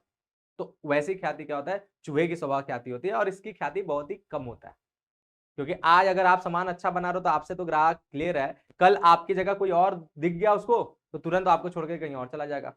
इसीलिए इस ख्याति का मूल्य क्या होता है? इस ख्याति का मूल्य होता है सबसे कम, ठीक है? इसका मूल्य जो होता है सबसे कम, क्योंकि ग्राहक यहाँ पे टिकाऊ नहीं है भाई, ग्राहक जो है भाग सकता है, ठीक है? सबसे कम। तो चूहा एक जगह पर कभी स्थिर नहीं रहता है और इधर उधर भागता रहता है, ठीक उसी ढंग से व्यवसाय की ख्याति बिल्कुल अस्थिर और अनिश्चित हो तो इसे चूहे के स्वभाव की ख्याति कहते हैं। ऐसी ख्याति का नाम मात्र मूल्य होता है, जैसे प्रत्येक वर्ष स्थान परिवर्तित करने वाला ईंट का भट्टा। अब इस प्रकार की ख्याति का जो है एग्जाम्पल दे दिया, ईंट का भट्टा। ईंट का भट्टा एकदम सटीक एग्जाम्पल है, जानते हो क्यों? क्योंकि देखो ईंट की जो होता है ईटा, उसमें जो है कभी कंपनी का नाम आपने नहीं सुना होगा। जैसे आपने सीमेंट की कंपनी का नाम सुना होगा, बांगड़ सीमेंट, है ना बात, सुना है ना? फिर क्या है, बिरला, ठीक है, बिरला व्हाइट, और पता नहीं कौन कौन सा होता है, एसीसी, और जो होता है, ये सारी की सारी क्या है, कंपनियां हैं सीमेंट की, आपने जरूर सुना होगा इन सब का नाम। जब घर बनता होगा तो एग्जाम्पल भी आता है, ठीक है, कि इस सीमेंट से बनाओ, उस सीमेंट से बनाओ, ऐसा बनाओ वैसा बनाओ। घर वाले जो है बोलते हैं, जो है जहां जिसने पहले एक्सपीरियंस लिया है, घर बना के रखा है, तो वो भी बताते हैं कि भैया इस सीमेंट से बनाओ, उस सीमेंट से बनाओ, ठीक है। मिस्त्री भी आकर आपको ज्ञान दे करके जाता है कि ये सीमेंट अच्छा है, वो सीमेंट अच्छा है। तो सीमेंट की अपनी आपने ब्रांडिंग जरूर सुना होगा, क्योंकि वो जो है ना वो अच्छा है, उसकी ख्याति बनेगी। लेकिन जो ईटा है वो कौन सा ईटा लगना चाहिए ये कोई नहीं बताता है, क्योंकि ईटा की अपनी कोई ब्रांड नहीं होता है। ईटा पे क्या होता है, उसकी क्वालिटी होती है, और क्वालिटी कहां पे डिपेंड करता है कि किस मिट्टी से ईटा बना है, संसाधन क्या है, ठीक है, कितना पकाया गया है, इस तरह से। बात समझे? तो ईटा होता है अपना 1 नंबर का, 2 नंबर का, 3 नंबर का, ऐसे करके उसकी क्वालिटी होती है। बात समझे? 1 नंबर का ईटा सबसे बेस्ट होता है, ये बात हो गया। तो वही बात है। अब होता क्या है कि ईंट जो है कहां पे बनता है, ईंट की भट्टी, जहां पर आपको उस तरह की मिट्टी मिल पाए जिसको सान करके सांचे में डाला जाए। और क्या होता है, जब ईंट की भट्टी जब लगती है तो वो इतना गर्म होता है, क्योंकि भाई पकाना है, आग लगाना है, तो वो इतना गर्म होता है, इतना गर्म होता है कि उसके वजह से अगल बगल की सारी मिट्टियां खराब हो जाती हैं गर्मी की वजह से। जो उसके लिए गीला मिट्टी, जलोढ़ मिट्टी होनी चाहिए वो नहीं होता है, खराब हो जाता है मिट्टी। तो इसी वजह से ईंट की भट्टी को फिर क्या किया जाता है, हटा करके फिर दूसरी जगह पे लगाया जाता है जहां पर फिर अच्छी मिट्टी मिले। तो ईंट का भट्टा हमेशा बदलता रहता है स्थान। तो कौन सी ख्याति होगी, चूहे के स्वभाव की ख्याति, स्थान बदलने वाली ख्याति। धन्यवाद, समझ में आ गया। ठीक है, नेक्स्ट बात देखो, तो नेक्स्ट हमारा एक और ख्याति होता है जिसे हम लोग कहते हैं खरगोश के स्वभाव की ख्याति। अब खरगोश क्या होता है, खरगोश भाई एक ऐसा जानवर है जो बड़ा ही मासूम है, बड़ा ही मासूम है, बड़ा ही डरपोक है। बिल्कुल, खरगोश बहुत डरपोक होता है, छोटी सी आहट में वो दुबक जाता है तुरंत, इतना डरपोक होता है। और अगर बाई चांस अगर मान लो कोई नहीं है, कहीं नहीं है, तो आराम से वो धीरे धीरे बाहर निकलेगा, और तब भी आप उसको छुप के देखो ना, तो जब वो बाहर निकले तो बहुत ज्यादा दूर नहीं जाएगा, अपने पिंजड़े में या अपने घोंसले में। अगर आप बाहर के खरगोश को देखो तो आप उसका घोंसला होता है, ठीक है, उसके घोंसले में, अपने घोंसले से थोड़ा सा दूर जाएगा या अपने पिंजड़े से थोड़ा सा दूर जाएगा और उसी के अगल बगल खेलेगा कूदेगा, ठीक है, और हल्का सा आहट हुआ तुरंत भागेगा, तुरंत भाग के छुप जाएगा। इतना डरपोक होता है खरगोश, ठीक है, एकदम डरपोक होता है। तो ऐसी ऐसी ख्याति इसी प्रकार की होती है, जब ग्राहक अपने स्थान विशेष को छोड़कर के बाहर नहीं निकलता है, अपनी लोकेलिटी पे ही रह जाता है निर्भर, तो उस प्रकार की ख्याति को जो है खरगोश के स्वभाव की ख्याति कहते हैं। और ऐसी ख्याति का एग्जाम्पल क्या है, आपके अगल बगल की दुकानें। आप जब छोटा मोटा सामान जब लेना होता है तो क्या जाते हो, अपने बगल के अंकल जी के पास जाते हो ना, अंकल जी ये वाला सामान दे दिए, वो वाला सामान दे दिए, अगल बगल की लोकल की दुकानें पास जाओगे ना, है ना बात, ऐसे ही करके लेते हो ना। तो यही जो छोटे मोटे दुकानदार होते हैं, इन्हीं की ख्याति होता है खरगोश की स्वभाव की ख्याति। और अक्सर इस ख्याति का मूल्य माना जाता है क्या, शून्य, ठीक है, इसका मूल्य कितना है, शून्य माना जाता है कि इनका जो है भाई कोई भी ख्याति ही नहीं है, ठीक है, क्योंकि भाई ये कंपटीशन में है ही नहीं, 2 4 10 लोग जो अगल बगल के हैं, जो घरे हैं, उन्हीं से इनका जो है पूरा बिजनेस चल रहा है ना बात। तो इनका मूल्य इसीलिए शून्य माना जाता है, इनकी ख्याति नहीं मानी जाती है।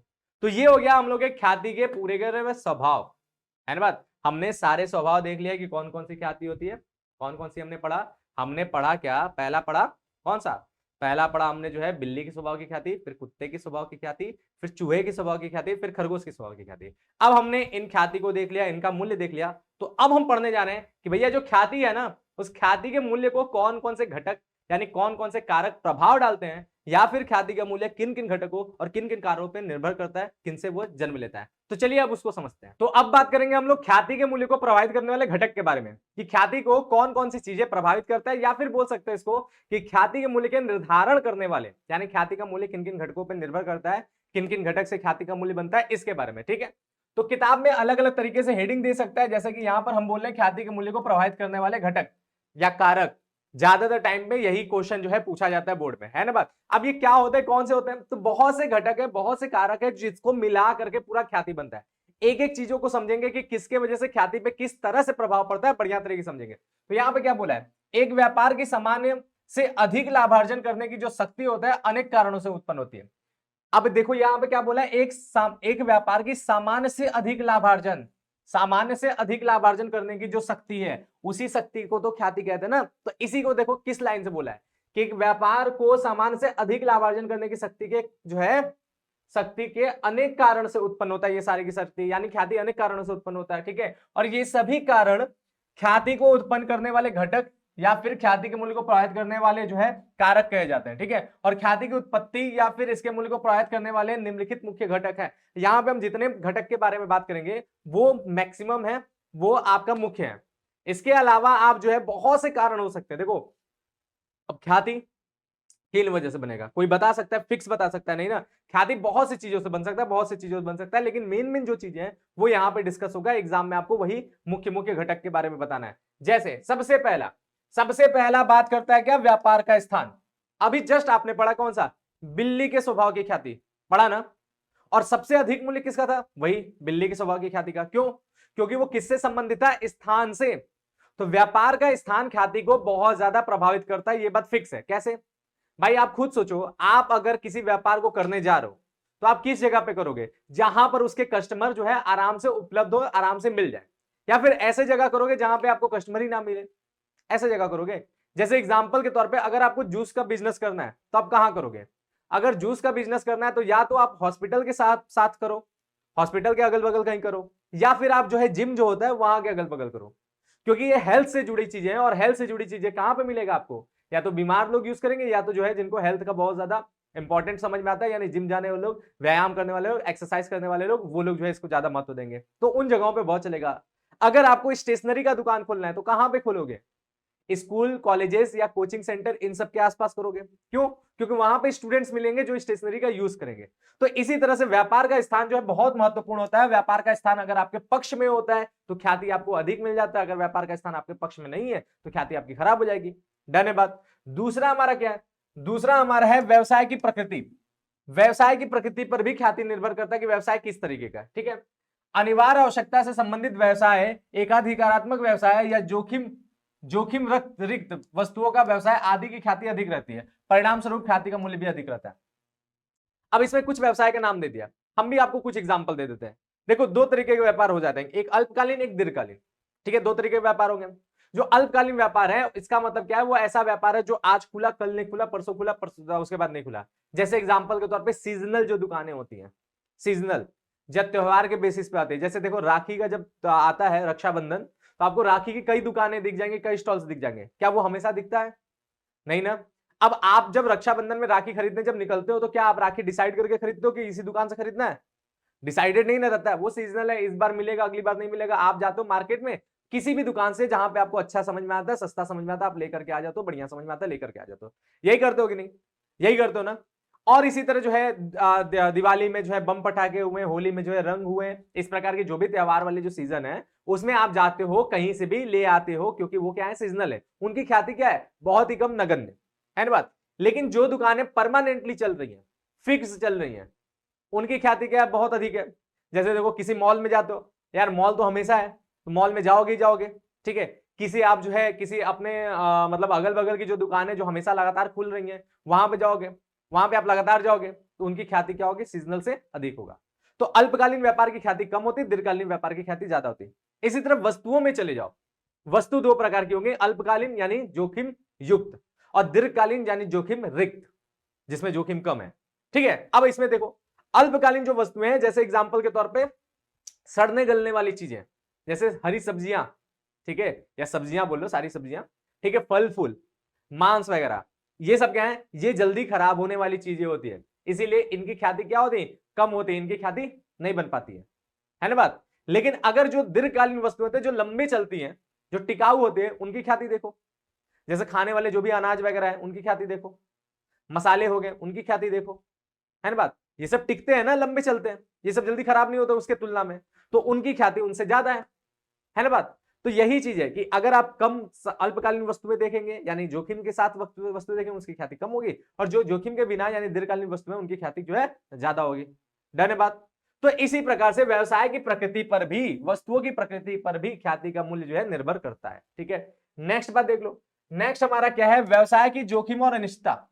अब जो व्यापार खुद ही जोखिम युक्त है, व्यापार व्यापार में बहुत जोखिम है, बहुत, जो भी सामान का आप लेन देन करो उसमें बहुत ज्यादा डर है कि वो सामान जो है अचानक जो है खराब हो जाता है, अचानक जो है नष्ट हो जाता है, जैसे हमने अभी एग्जांपल दिया फल सब्जियों वाला। ठीक है, उस प्रकार के व्यापार का क्या होगा? वो जोखिम युक्त व्यापार होगा, तो ख्याति क्या होगा? कम। जिस व्यापार में जितना ज्यादा जोखिम होगा, ख्याति उसकी उतनी ही कम होगी, और जिस व्यापार में जोखिम नहीं है, आराम से लेन देन हो सकता है, आराम से चीजें हो सकती है, उसकी ख्याति क्या है? बहुत ज्यादा है। ठीक है, यही बात है। नेक्स्ट हमारा क्या है? नेक्स्ट हमारा बोलता है एकाधिकारात्मक व्यवसाय। एकाधिकारात्मक व्यवसाय क्या होता है? कि ऐसा व्यवसाय जिसमें आप ही सर्वे सर्वा हो, एक आदमी ही सर्वे सर्वा हो।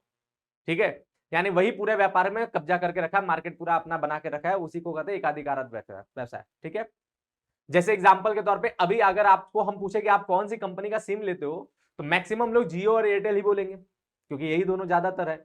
बीएसएनएल भी चलता है, लेकिन उसको उसका उतना डिमांड है नहीं, वो उससे कम है, थोड़ा सा है। ठीक है, तो यहां पर क्या है? कई प्लेयर हो गए, तो इसलिए आप अलग अलग प्रकार के जो है सिम ले लो। लेकिन मान लो कि अब पूरा का पूरा सिम पे अकेला एक कंपनी का कोई राज हो जाए, चाहे एयरटेल चाहे जियो, तो फिर आप क्या करोगे? आप उसी का सिम लोगे, उसी का नेटवर्क यूज करोगे, तो फिर क्या हो जाएगा? वो एकाधिकारात्मक हो जाएगा, फिर उस व्यवसाय की ख्याति क्या होगा? बहुत हाई हो जाएगा। ठीक है, बहुत हाई हो जाएगा। तो जितना ज्यादा एकाधिकारात्मक होता है, उतना ही ज्यादा ख्याति होता है, और जितना ज्यादा कंपटीशन आता चलता है, ख्याति कम होने लगता है ना बात। जैसे एग्जांपल के तौर पे अगर हम पूछे आप कौन सा नमक यूज करते हो, सबके सब बोलेंगे देश का नमक, टाटा नमक, है ना बात। सबके सब यही बोलेंगे, सारे लोगों के पास टाटा नमक ही यूज होता है, तो क्या है? टाटा नमक की ख्याति बहुत ज्यादा है। अन्य नमक हैं, लेकिन वो मार्केट में अपना शेयर नहीं बना पा रहे हैं। अगर जैसे कोई इलेक्ट्रिक व्हीकल्स की बात करते थे, ज्यादातर स्कूटी की बात करें इलेक्ट्रिक, तो ज्यादातर लोग पहले ओला लेते थे, अकेले था, बहुत राज करता था, छोटे छोटे और प्लेयर थे, लेकिन वो मार्केट में अपना जगह नहीं बना पा रहे थे। आज क्या है, आज बड़ी कंपनियां भी इलेक्ट्रिक व्हीकल्स बनाने लगी, अब धीरे धीरे क्या कंपटीशन बढ़ा, ओला की ख्याति कम हो गई, पहले ओला की ख्याति बहुत ज्यादा था। तो यही बात है, एकाधिकारात्मक अगर आपका होते जाएगा तो ख्याति बढ़ते जाएगा, और अगर एकाधिकारात्मक टूटते चल रहा है यानी कंपटीशन आते चल रहा है तो ख्याति आपकी कम हो जाएगी। धन्यवाद। नेक्स्ट हमारा क्या है, नेक्स्ट है व्यापार का प्रबंधन। यार प्रबंधन से तो ख्याति सीधे सीधे प्रभावित होता है। कोई भी व्यक्ति कब खुश होगा, कोई भी व्यक्ति आपके साथ जब से, जैसे आपके ग्राहक हैं, आपके पास आ रहे हैं आपसे सेवा लेने के लिए, आपसे सामान लेने के लिए, अगर आप उनको जो है अच्छे तरीके से सेवा दे रहे हो, अच्छे तरीके से सामान बेच रहे हो, तो आपसे खुश होके जाएंगे, तो क्या होगा, आपकी ख्याति बढ़ेगी कि नहीं, क्योंकि वो तो खुश होके जाएंगे, उसके साथ अपने दोस्तों यारों रिश्तेदारों को भी ले आएंगे, चलो भाई बड़ा बढ़िया आदमी है, उसी के यहां से सामान लो, ठीक है, तो क्या हो जाएगी, ख्याति बढ़ेगी ना। लेकिन अगर क्या है, अगर कोई ऐसा व्यापारी है जिसको बोलने का तमीज नहीं है, बतियाने का तमीज नहीं है, व्यापार का सही से प्रबंधन नहीं लिखा है, उससे क्या होगा, उससे ख्याति खराब होगा। अब एक एग्जांपल से समझो, आप जो है मान लो किसी दुकान में जाते हो, किसी एक फला प्रोडक्ट को खरीदने जाते हो, आप बोलते हो ये सामान दे दो, अब दुकानदार क्या, पूरा सामान को इधर उधर इथा फेंक के अगर 2 मिनट रुको करते हुए आपको बहुत समय गवा दिया, और उसके बाद किसी तरह सामान ढूंढ ढांड के निकाल के आपको दे रहा है, सामान पूरा अस्त व्यस्त है, पूरा दुकान अस्त व्यस्त है, आप वहां से ले लिए, दोबारा जाना पसंद करोगे, ठीक है। और दूसरी जगह जाते हो, आपने बोला ये प्रोडक्ट, वो एकदम एक निश्चित जगह पे गया, सामान एकदम पूरा अरेंज है, दुकान एकदम साफ सुथरा अरेंज है, आप एक निश्चित जगह पे वो गया, लेकर के आपके हाथ में वो प्रोडक्ट देते, आप किसकी जगह जाओगे, दोबारा अगर लेना होगा सामान आप किसके यहाँ जाओगे, जाहिर सी बात है जहां का प्रबंधन अच्छा होगा, क्योंकि अच्छे प्रबंधन से इंसान खुश होता है, और जब वो खुश होगा तभी ख्याति बनेगा। ग्राहक भगवान का रूप है, भगवान को खुश करोगे तभी सुख समृद्धि आएगी, उसी तरह व्यापार में ग्राहक को खुश करोगे तभी सुख समृद्धि आएगी, ख्याति आएगी। समझे बात, तो ख्याति के लिए ये भी बड़ा इंपॉर्टेंट है, व्यवसाय का प्रबंधन। फिर इसके बाद नेक्स्ट बात देखो, नेक्स्ट बात होता है व्यवसायी का व्यक्तित्व। इसके बाद हो गया व्यवसायी का व्यक्तित्व। अब जो व्यवसायी है, जैसे कि हमने बोला कि एक जो बिजनेसमैन है उसका भी इंपॉर्टेंट रोल है। आप देखो बड़े से बड़े जितने भी बड़े व्यापारी देखो कितने पोलाइट, कितने हम्बल होते हैं, कितना प्यार से बात करते हैं, है ना बात, क्यों, क्योंकि अगर वो रूडनेस दिखाएंगे, अगर वो ताव दिखाएंगे तो उनका ख्याति तुरंत खराब हो जाएगा, तुरंत गिर जाएगा। किसी भी बड़े व्यापारी को देख लो, बड़ा प्यार से आता है, बड़ा प्यार से सबसे बताता है, छोटा बड़ा सबसे एकदम बहुत प्यार से मिलता है, ठीक है, क्योंकि उसका व्यक्तित्व से पूरा व्यापार टिका है भाई। अगर एक चीज निगेटिव गया तो पूरा का पूरा व्यापार खराब हो सकता है, उसकी पूरी गुडविल खराब हो सकती है, इसीलिए बड़ा वो सोच समझ के बड़ा आराम से रहते हैं। अब आप ही देखो कुछ ऐसे भी होते हैं व्यापारी जिनके यहाँ जाओ सामान लेने के लिए तो ऐसे बात करेंगे, ऐसे तरीके से बिहेव करेंगे जैसे कि आप उनके लिए नहीं, वो आपके लिए है, ऐसा टाइप का, है ना बात। वो इतना बदतमीजी से करेंगे कि आप एकदम गुस्सा आ जाओगे, और एक बार तो कर लिया सौदा, उसके बाद दोबारा नहीं जाओगे, और 4 लोग को मना भी करोगे यार उसके यहाँ मत जाओ, बोलने का तमीज नहीं है ना बात, सही तरीके से काम नहीं करता। ऐसे बहुत से दुकानदार आप लोगों को दिखते होंगे जरूर, जो होते हैं अकड़ू थोड़े से। अब उनका ख्याति क्या होता है, डाउन होता है। लेकिन जो अच्छे से प्यार से बातचीत कर लेता है, ठीक है, हाल चाल ले लेता है थोड़ा सा, वहां पे लोग क्या होते हैं, एकदम खुश हो जाते हैं, और खुश होने के बाद वहां पे अपने तो जाएंगे, 4 लोग को और भी ले जाएंगे। डन है बात। तो ये भी व्यवसाय के व्यक्तित्व से भी ख्याति पे निर्भर करता है, जितना अच्छा व्यक्तित्व उतना ज्यादा ख्याति। फिर अगला क्या, पूंजी की मात्रा। पूंजी की मात्रा से भी ख्याति पे प्रभाव पड़ता है, क्योंकि पूंजी की मात्रा व्यापार के स्केल को दर्शाता है। अगर आपके व्यापार में पूंजी ज्यादा लगा तो व्यापार का स्केल बड़ा होगा, पैमाना बड़ा होगा, व्यापार का पैमाना और स्केल बड़ा होगा, तो जाहिर सी बात है व्यापार की ख्याति भी अच्छी होगी, अधिक होगी। लेकिन अगर व्यापार में जो है पूंजी कम लगा है, छोटा व्यापार हो गया, छोटा व्यापार होगा तो उसकी भी ख्याति क्या होगी, कम होगी, ठीक है। नेक्स्ट बात देख लो, नेक्स्ट हमारा क्या, व्यापार चिन्ह की लोकप्रियता। भाई इससे भी ख्याति बहुत बनती है, बहुत तगड़ा। अगर आपका व्यापार चिन्ह बहुत अच्छा है और वो लोकप्रिय हो गया, लोग उसको पसंद करने लगे, तो फिर क्या होगा, फिर ख्याति बहुत तेजी से आगे बढ़ जाती है। जैसे आईफोन, आईफोन क्यों चल रहा है, क्योंकि उसको एप्पल बनाता है। मैकबुक क्यों चल रहा है, क्योंकि उसको एप्पल बनाता है, और एप्पल का लोगो बड़ी लोग पसंद करते हैं, पसंद करते इसलिए उसकी ख्याति है ना बात, बात समझे। तो यही बात है कि जितना ज्यादा क्या होगा, व्यापार चिन्ह आपकी लोकप्रिय होगी, लोग जितना ज्यादा पसंद करेंगे, लोग जितना ज्यादा उसको शो ऑफ में यूज करेंगे, है ना बात। शो ऑफ प्रोडक्ट जितना ज्यादा वो बन जाएगा, वो लोगो उतना ही जाएगा, क्या होगा, उतना ही ज्यादा आपके व्यापार की ख्याति हो जाएगी, ठीक है। और व्यापार चिन्ह अगर लोकप्रिय नहीं तो उससे ख्याति पे प्रभाव पड़ेगा, कम हो जाएगा ख्याति। नेक्स्ट हमारा क्या, नेक्स्ट है लाभ की मात्रा। लाभ पर भी ख्याति सीधे सीधे डिपेंड करता है। आप अगर कोई व्यापार लगातार लाभ पे लाभ कमा रहा है, बहुत लाभ कमा रहा है, बहुत लाभ कमा रहा है, तो जाहिर सी बात है लोगों को उस पर विश्वास हो जाएगा, भैया इतना लाभ कमा रहा है मतलब व्यापार तो बड़ा अच्छा है ना बात, तो उसकी ख्याति बहुत अच्छी हो जाएगी। लेकिन अगर व्यापार क्यों है हानि पे हानि करते जा रहा है, तो फिर उसकी क्या होगा, ख्याति कमजोर हो जाएगी, क्योंकि लोग उस पर फिर विश्वास नहीं करेंगे, ठीक है, बात क्लियर है। तो चलो, ख्याति के मूल्य को प्रभावित करने वाले ये हमारे टोटल कितने हम लोगों ने घटक पढ़ा, 9। ये 9 पॉइंट्स को आपने पढ़ लिया, समझ लिया, याद कर लिया, इतना ही एग्जाम में लिखना है, इससे ज्यादा की जरूरत नहीं है, बहुत है। ठीक है, ये डन हो गया बात। अब बात करते हैं हम लोग क्या, अब नेक्स्ट बात करते हैं हम लोग ख्याति के मूल्यांकन की विधियां। ये मोस्ट इंपॉर्टेंट है, यहां से न्यूमेरिकल स्टार्ट होने जा रहा है इस चैप्टर का। ख्याति के मूल्यांकन की विधियां बिहार बोर्ड के बच्चों के लिए, झारखंड बोर्ड के बच्चों के लिए, एमपी बोर्ड के बच्चों के लिए ये बहुत इंपॉर्टेंट टॉपिक है, क्योंकि ये डायरेक्ट यही क्वेश्चन ख्याति का मूल्यांकन आपके डायरेक्ट बोर्ड में पूछा जा सकता है सीधे सीधे, तो आप लोगों के लिए बहुत इंपॉर्टेंट है। बाकी बोर्ड के लिए जैसे यूपी बोर्ड हो गया, हरियाणा बोर्ड हो गया, राजस्थान बोर्ड हो गया, इन सब बोर्ड में जैसे जहां पे लॉन्ग क्वेश्चन थोड़े ज्यादा पूछे जाते हैं, लॉन्ग क्वेश्चन अच्छे पूछे जाते हैं, उन सब के लिए ये जो है ना पॉइंट इंपॉर्टेंट है। क्यों इंपॉर्टेंट है? लेकिन डायरेक्ट ये नहीं पूछा जाएगा, बल्कि ये एक बड़े क्वेश्चन का छोटा पार्ट होता है। तो जब तक इसको नहीं सीखोगे, बड़े बड़े क्वेश्चन आप नहीं लगा पाओगे, नहीं कर पाओगे।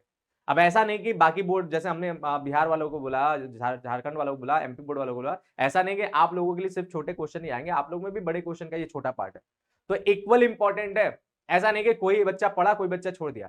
हाँ, किसी किसी किताबों में क्या होता है, बड़ी शॉर्ट में दिया होता है ये टॉपिक, हम आपको डिटेल में लेकर के चलते हैं। क्या? इसलिए ताकि पूरा डिटेल में आपको समझ में आए और सारी बातों को आप अच्छे तरीके से कर पाओ और बढ़िया तरीके से हर तरह के क्वेश्चन लगा पाओ। तो चलो, ख्याति के मूल्यांकन की विधियां देख लेते हैं। तो देखो भाई, ख्याति एक अमूर्त संपत्ति है और इसका सही सही मूल्यांकन संभव नहीं है। ये बात जान लो, ख्याति कैसा अमूर्त संपत्ति, जिसे देखा वो छुआ नहीं जा सकता, और जितनी भी अमूर्त संपत्तियां उसका सही से मूल्यांकन करना बड़ा कठिन हो जाता है। ठीक है, तो ये भी संभव नहीं है। लेकिन ख्याति के मूल्यांकन की जो है ना विधियां मुख्यतः व्यवसाय के लाभ पर निर्भर करता है। लेकिन जो ख्याति के मूल्यांकन की जो विधियां हैं वो मुख्यतः लाभ पर निर्भर करता है, कि अगर लाभ है तो उसी के अकॉर्डिंग हम लोग ख्याति उसी के अकॉर्डिंग निकालते हैं। ठीक है, तो लाभ पर निर्भर करता है। और इसी तरह से ख्याति मूल्यांकन की जो है विधियां जो है प्रमुख हम लोग इस प्रकार से देखते हैं, और उन सभी एक एक विधियों को हम लोग अच्छे तरीके से समझने जा रहे हैं आज। तो देखो, टोटल विधियां कितनी दिख रही है ख्याति का मूल्यांकन जो है ना, उसकी टोटल विधियां। सबसे पहली विधि जिसका नाम है औसत लाभ विधि, जिसे हम लोग इंग्लिश में क्या कहते हैं, एवरेज। ठीक है, एवरेज, लाभ को कहते हैं प्रॉफिट और विधि को कहेंगे मेथड। एवरेज प्रॉफिट मेथड पहली विधि। ठीक है, पहली विधि होगी एवरेज प्रॉफिट मेथड। ठीक है, दूसरी विधि होगी अधिलाभ विधि, इसे हम लोग क्या कहते हैं, अधिलाभ को हम लोग कहते हैं सुपर। ठीक है, सुपर प्रॉफिट। ठीक है, अधिलाभ विधि, सुपर प्रॉफिट मेथड। ठीक है, ये दूसरी विधि होगी। ठीक बात। तीसरी विधि होगी पूंजीकरण विधि। पूंजीकरण विधि को हम लोग इंग्लिश में क्या कहते हैं, कैपिटलाइजेशन मेथड। पूंजीकरण विधि को हम लोग क्या कहते हैं, कैपिटलाइजेशन मेथड। ठीक है, बात समझे? तो ये हो गया हमारा पूंजीकरण विधि, ये तीन विधियां। इसके अलावा इनकी विधियों के भी कुछ प्रकार हैं। जैसे एवरेज प्रॉफिट मेथड में पहला है साधारण औसत लाभ विधि। साधारण औसत लाभ विधि को हम लोग सिंपल एवरेज प्रॉफिट मेथड कहते हैं। औसत दो तरीके से निकलता है, उसी तरह से यहां भी दो तरीका हो गया। ठीक है, पहला हो गया सिंपल एवरेज प्रॉफिट साधारण औसत लाभ विधि। ठीक है, और दूसरा हो गया भारित औसत लाभ विधि, यानी weighted average profit method. Weightage average profit method, जहां पर वेट होता है, भार यूज होता है। ठीक है, भारित औसत होता है ना, एक होता है, अगर आपने पढ़ा होगा क्लास 11 क्लास 10th में या फिर क्लास 11th में भी स्टैट्स में, ठीक है, पढ़ा होगा आपने मीन निकालना। तो मीन में भी हमारा जो अर्थमेटिक मीन होता है वो दो तरीके का होता है ना, एक सिंपल और एक भारित वेटेज। ठीक है, तो यहां पर भी वही है। उसी तरह से दो औसत होता है, तो दोनों औसत के हिसाब से यहाँ पे दो लाभ बने और दोनों लाभ का हम लोग को मेथड यूज करना है। कब कौन सा मेथड यूज होता है, कैसे होता है, ये हम लोग अभी सीखने वाले हैं, समझने वाले। ठीक है, अब दूसरा हमारा जो है अधिलाभ विधि। अधिलाभ विधि क्या होता है, प्रॉफिट हमारे कई तरह के होते हैं, उसमें एक प्रॉफिट होता है सुपर प्रॉफिट। तो सुपर प्रॉफिट होता है, उसी के अकॉर्डिंग जो है हम लोग यहाँ पे ख्याति निकालते हैं। यहाँ पे औसत लाभ के हिसाब से यानी एवरेज प्रॉफिट के हिसाब से, यहाँ पे सुपर प्रॉफिट होता है उसके हिसाब से निकालते हैं। ठीक है, और जब तीसरी विधि की बात करते हैं पूंजीकरण विधि, ये क्या होता है, ये लाभ को पूंजीकरण कर देता है। जैसे देखो, जनरली पूंजी के अकॉर्डिंग हम लोग लाभ का कैलकुलेशन करते हैं कि पूंजी है तो लाभ कितना होगा, उसका 1% होता है। लेकिन यहाँ क्या है, यहाँ पे लाभ होगा उसके अकॉर्डिंग हम लोग पूंजी निकालेंगे कि भैया लाभ इतना है तो उसके अकॉर्डिंग पूंजी कितना लगा होगा, ये निकालते हैं। तो इस तरह से हम लोग लाभ का पूंजीकरण करते हैं, उसके हिसाब से भी ख्याति निकालते हैं। और उसमें भी दो विधियां हैं। कौन सा? पहला औसत लाभ का पूंजीकरण विधि, यानी कैपिटलाइजेशन ऑफ एवरेज प्रॉफिट। ठीक है, कैपिटलाइजेशन ऑफ एवरेज प्रॉफिट। और दूसरा अधिलाभ का पूंजीकरण विधि, अधिलाभ की पूंजीकरण विधि यानी कैपिटलाइजेशन ऑफ सुपर प्रॉफिट। इस प्रकार से हमारे जो है यहाँ पर विधियां हैं। एक एक विधियों को समझा जाए, बढ़िया तरीके से सीखा जाए। तो चलो भाई, एक एक विधियों को हम लोग सीख, ठीक है। और तो सबसे पहला हम लोग जो विधि सीखते हैं उसका नाम क्या है, उसका नाम है सिंपल एवरेज प्रॉफिट। ठीक है, सबसे पहली विधि है जिसका नाम है हम लोग एवरेज प्रॉफिट मेथड। ये सबसे पहली विधि का नाम क्या है, एवरेज प्रॉफिट मेथड, यानी औसत लाभ विधि। ठीक है, औसत लाभ विधि। और इसमें भी हम लोग का सबसे पहला क्या है, सिंपल एवरेज प्रॉफिट मेथड। ठीक है, सिंपल एवरेज प्रॉफिट मेथड।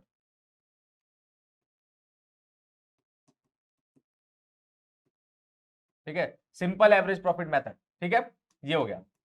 ठीक, अब इसमें हम लोग जब बात करेंगे ख्याति निकालने का, तो ख्याति निकालने के लिए हम लोग को क्या करना होगा, कैसे निकलेगा, देखो पहला हम लोग का एवरेज प्रॉफिट मेथड है, उसमें भी क्या बोला है, सिंपल एवरेज प्रॉफिट मेथड।